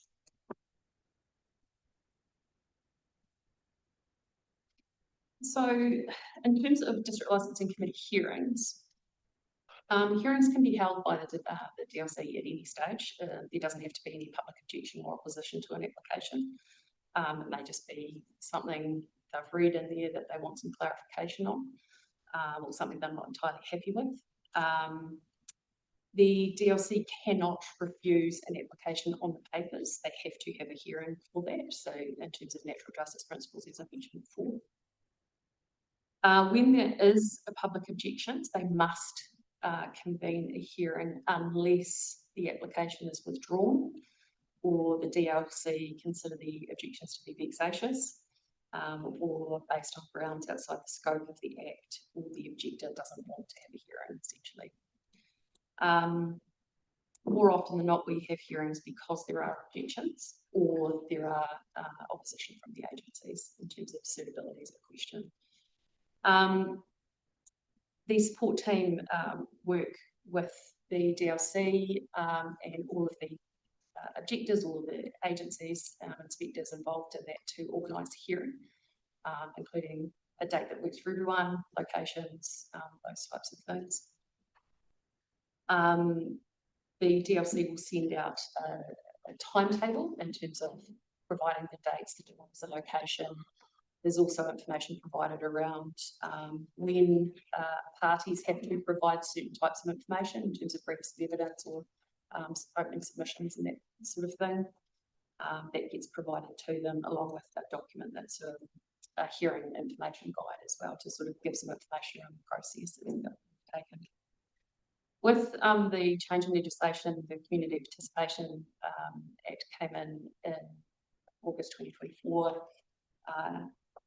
May 24, sorry, and part of it came in 2023. The old process that the DLC used to follow was quite formal. We used to have hearings at the Queenstown District Court. The parties would have to stand when the DLC entered the room, you had to stand when you were speaking, presenting your evidence and things like that, because that's the process that's followed when you speak to other. So it's sort of mirrored that process. There was also cross-examination of people, so you would get lawyers cross-examining objectors quite vehemently, which was quite difficult to watch and be subject to as well, as I have been on a couple of occasions. But with this change in legislation, we no longer have the cross-examination provision. You can question your own witnesses though. It's less formal, so we have them in sort of more community venues. You can sit when they come in if they're not already sitting in the room, and you can sit to present your evidence. Still have to be sworn in because we've got Evidence Act considerations as well there. As part of the changes with the community participation amendments, the DLC can hear submissions in Te Reo Māori if they wish to, and that's not something we've had requested, but is something we are prepared to undertake. We've already spoken to the DIA in terms of translation and transcription services, so that's already a provision sitting there available for us. And as I said, no cross-examination.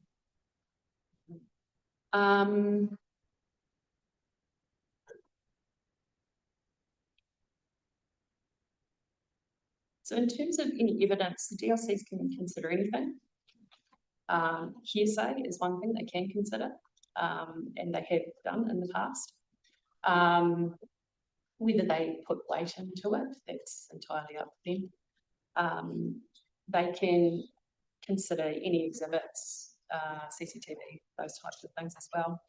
And disclosure is required to be undertaken prior to any hearing of everything that's going to be presented, so everyone's on the same page. I know not every DLC acts in that way, but this is kind of the process that we prefer to take. If there's a lot of information or there's a lot of people involved in the hearing, and if everyone has been given the information ahead of the hearing, the DLC may take everything as read to expedite the hearing. It's not taking any weight out of what's being provided. It just is in relation to sort of trying to speed the process along. And this is what ARLA tend to undertake as well when we get to the types of hearings.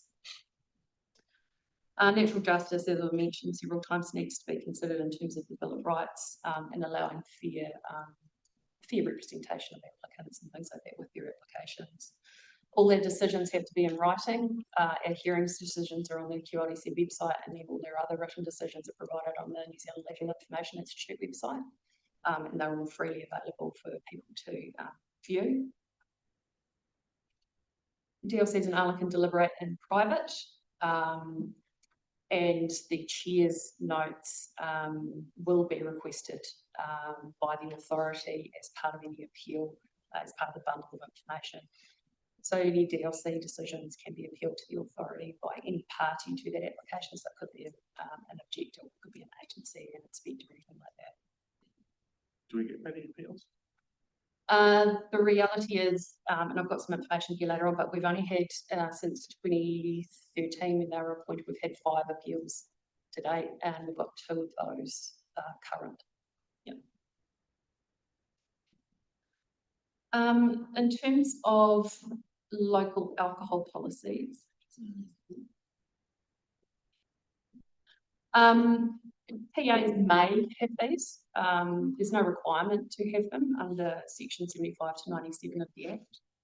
But if there were LAPs, then they can only relate to matters within the Act and only in relation to licensed premises or licensed events, and can cover things like limiting the location of licenses in particular areas or near certain facilities, say schools or churches, for example. However, that doesn't apply to special licenses.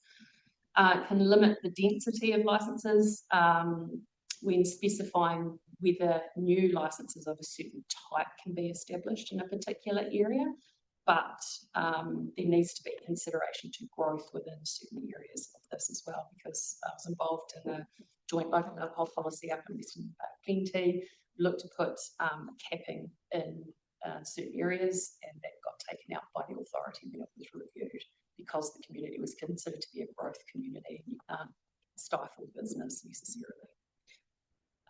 The LAP can impose conditions on groups of licenses. So, for example, you can put one-way door policies in. You can also set maximum trading hours on certain premises, so off licenses, for example. LAPs can apply differently in different areas. So, for example, the Wanaka CBD hours can be different to the Queenstown ones. And normally the creation of these can take quite a long period of time. The Auckland LAP process is a good example.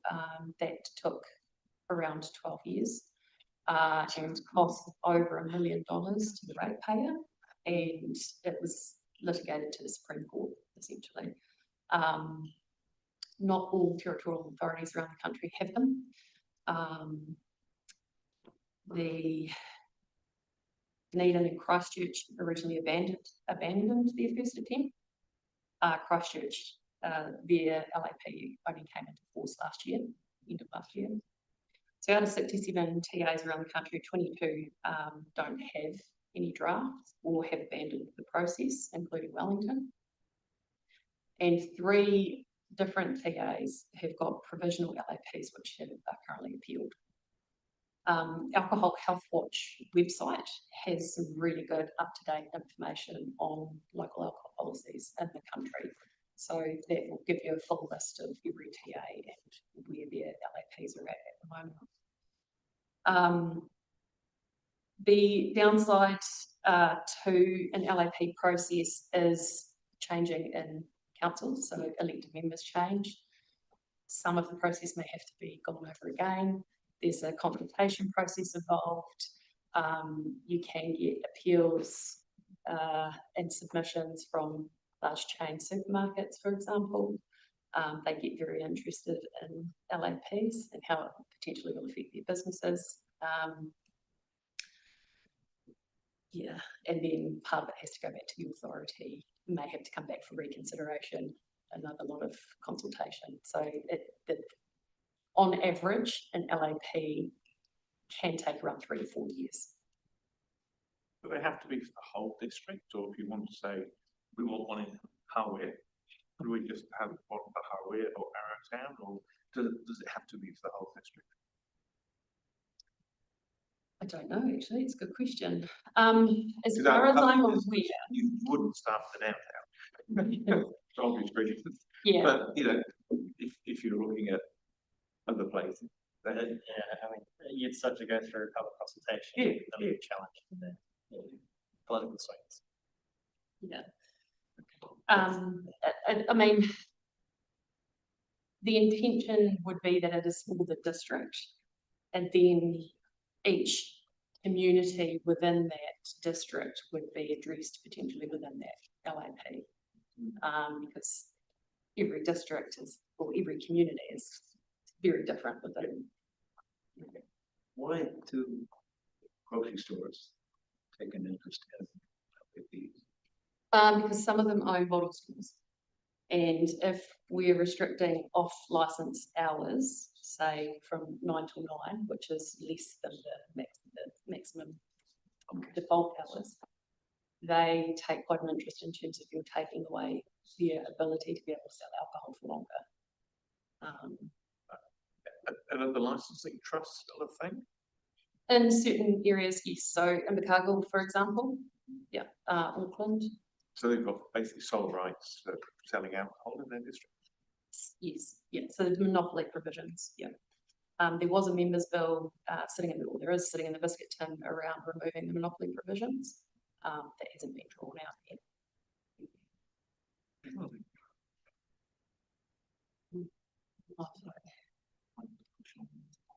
yep.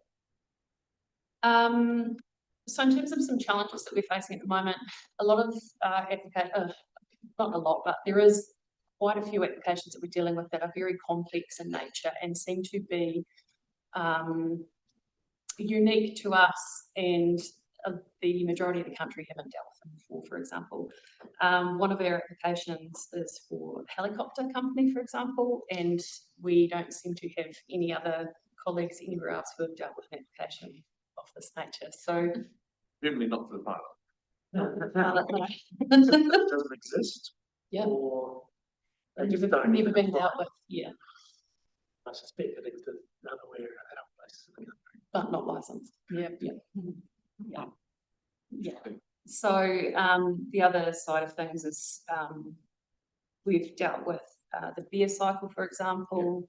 That's under appeal at the moment.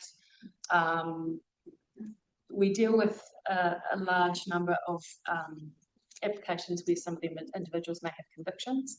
So there's a lot more kind of work needs to go into those types of things. The grocery stores, for example, they need financial information provided. Some of them tend to delay providing that because some of these smaller communities are actually operating as convenience stores or can't license convenience stores. And if they gave us the information, they would have to lose their license effectively. There's also, with the legislation changes, what we're finding is there's greater community interest in a lot of our applications. So this, when the legislation changed in 2023 with the community participation, one of our applications, the highest number of objections we had was 8. The community participation amendment changes. The first application after that, we had 76 objections. Then we had 538, and we've got 116 for another application, for example. So those applications, one of those applications alone has taken me around 160, 180 hours to work on. On average, a renewal application or a new application will take around 15 to 20, just for comparison. So that's where a lot of our complex things come into play, and we've got to place a lot of more detail into the reports. There's more information that we need to provide in them. Does the application cost the same? Yep. Yeah. Okay. Yep. Some coverage. Yes. So, just some quick figures and things like that for you. Sorry, that 533 is slightly incorrect. It's actually 518. And that's sort of roughly around since 2013, how many decisions the DLC have issued, how many hearings we've had, 5 appeals.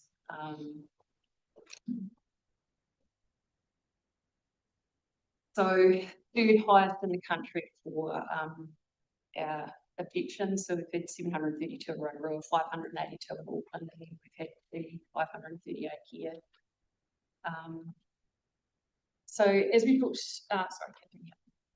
the Improving Alcohol Regulation Amendment Bill has just come out in the last few weeks. Last couple of weeks, however, the law did change, as you've mentioned, and has removed restricted trading days, so Anzac Day, Good Friday, Easter Sunday, Christmas Day, out of the equation for on-licensed premises, so they can carry on trading as normal. Clubs never had that provision in their licenses anyway, so clubs could carry on as normal. RSAs, slightly different club. The one that we have in town here, if they want to open on Anzac morning, they can, and they can sell to members of the public. They don't require a special license as they previously did. If they're going to do that, they must have a manager now, so they've changed it. Cellar doors can open and trade as normal. The Improving Alcohol Regulation Amendment Bill is an interesting one. There's some minor fixes in there that make sense. There's some other things in there that don't necessarily make sense in terms of removing the criteria for special license consideration. We don't know what the draft regulations look like, so kind of able to a greater degree provide a submission of what that's going to look like for us. It may create more work. If we have a special license, we're going to be having an event that's operating across multiple districts. So, for example, our Greenstone concert that happens in Wanaka also happens in Whitianga and Taupo. So we'll be having to work with those agencies and districts for that application as well to make sure that the conditions on that license are consistent around the country. There's also Ministry of Regulation on top of that doing a hospitality sector review as well, and they're looking at things like restaurants, bars, cafes, food stalls, food trucks, and catering businesses and hotels. We've provided submissions to them on that, and we've already spoken to the Ministry of Regulation about a month or so ago. They are looking to come back to speak to us this month, I think, as long as the environmental health team. Is that from a deregulation lens? Mm-hmm. Yeah. It's not to do more. No. Well, interesting. Yeah. I think that's an important factor you've mentioned there, which is we work really closely together, the health team and the liquor team. So they get a new registration, they're immediately on, don't have his alcohol in there, have you talked to them? So we're picking up between both teams any new licenses they need. I'd just like to chip in as well, because in case we run out of time, I don't think you covered it at the start, but we're actually really lucky to have Sean's expertise in the organisation. She's a nationally recognised expert in this space. President of New Zealand Institute with the Licensing Inspector standard. Sorry, I can roll off the tongue. So, yeah. Yeah. she's not going to know we've got that expertise in the organisation. Sure. That is pretty much it from me. Sorry to take you through time.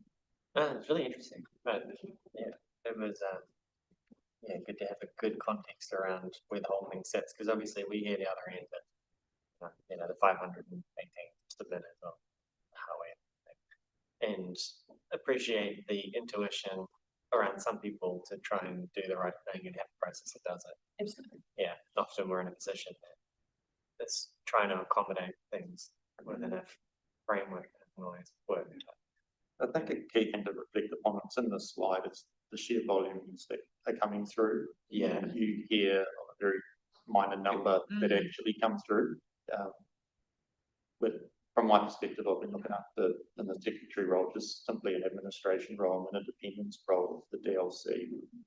We reflect upon the experience that Sean's got, but we've been lucky over the years to have a DLC that have experience and they're able to meet the needs of this district. We haven't been in a position where we can't meet the demands of the district. So we are hoping through this current recruitment process that we do go through that we can form another really good group of people that can consider these applications in a timely manner. And that the costs are kept. No personal experience, the team do a really good job of communicating with licensees, if changes are happening or just sending out those lines. I think in the past you've actually had working groups of the hospital sector to, talk about what's happening. So I think there's a lot of proactive stuff. Yeah, if there was one, what would be the most, given that this is about reducing harm, what would be the most impactful thing that could happen in this district that would reduce harm, alcohol-related harm? Sorry, tough question. I think I'll jump in slightly though. The hard one, like our role is to process alcohol. But the outcomes, the reason we have that is for managing.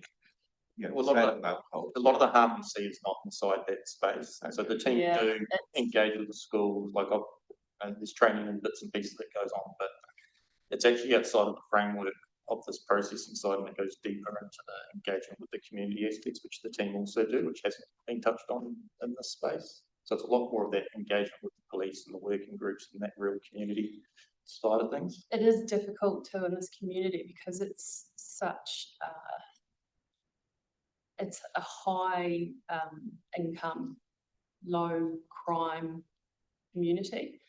However, that's not to say there's no crime, because behind closed doors we're dealing with sexual assaults, family harm, those kinds of things that you don't necessarily see on the streets here or hear about directly. It is difficult because, as Anto says, not everything happens on licensed premises, and outside licensed premises is kind of outside of our control. Alcohol consumption nationally is going down, but based on the number of tourists that come here and bring their free alcohol in and all the rest of it, you wouldn't sort of think so necessarily, but it's difficult. I know it's the way the conversations are. In Chicago's local packs, they're quite like a progressive thing. They seem to fund a lot of community infrastructure around. It's trust. It's trust. I don't know enough about it. I just know that they've got the thing. Well, there's rules around the poker machines. They've got to donate a certain amount to the community anyway. Yeah. So not necessarily money that they're giving away. It's because they have to. Yeah. Well, it's the same reason with alcohol commissions too. That people gamble online, but more than alcohol. Yeah. So the trust is similar to gambling in terms of the money that they take from alcohol does have to go back to the community. So that's where they've been able to build the velodrome and the stadium and things like that, for example. However, that has put restrictions in place for smaller external traders to be able to come in. There's quite a lot of involvement of the trust within alcohol licensing internally as well, which is not necessarily appropriate, per se, but you're being very diplomatic. It can be. You're being very diplomatic. Thank you. Is it recorded? No, that's great. Thank you so much. Thank you. Really appreciate that. Yeah. That brings me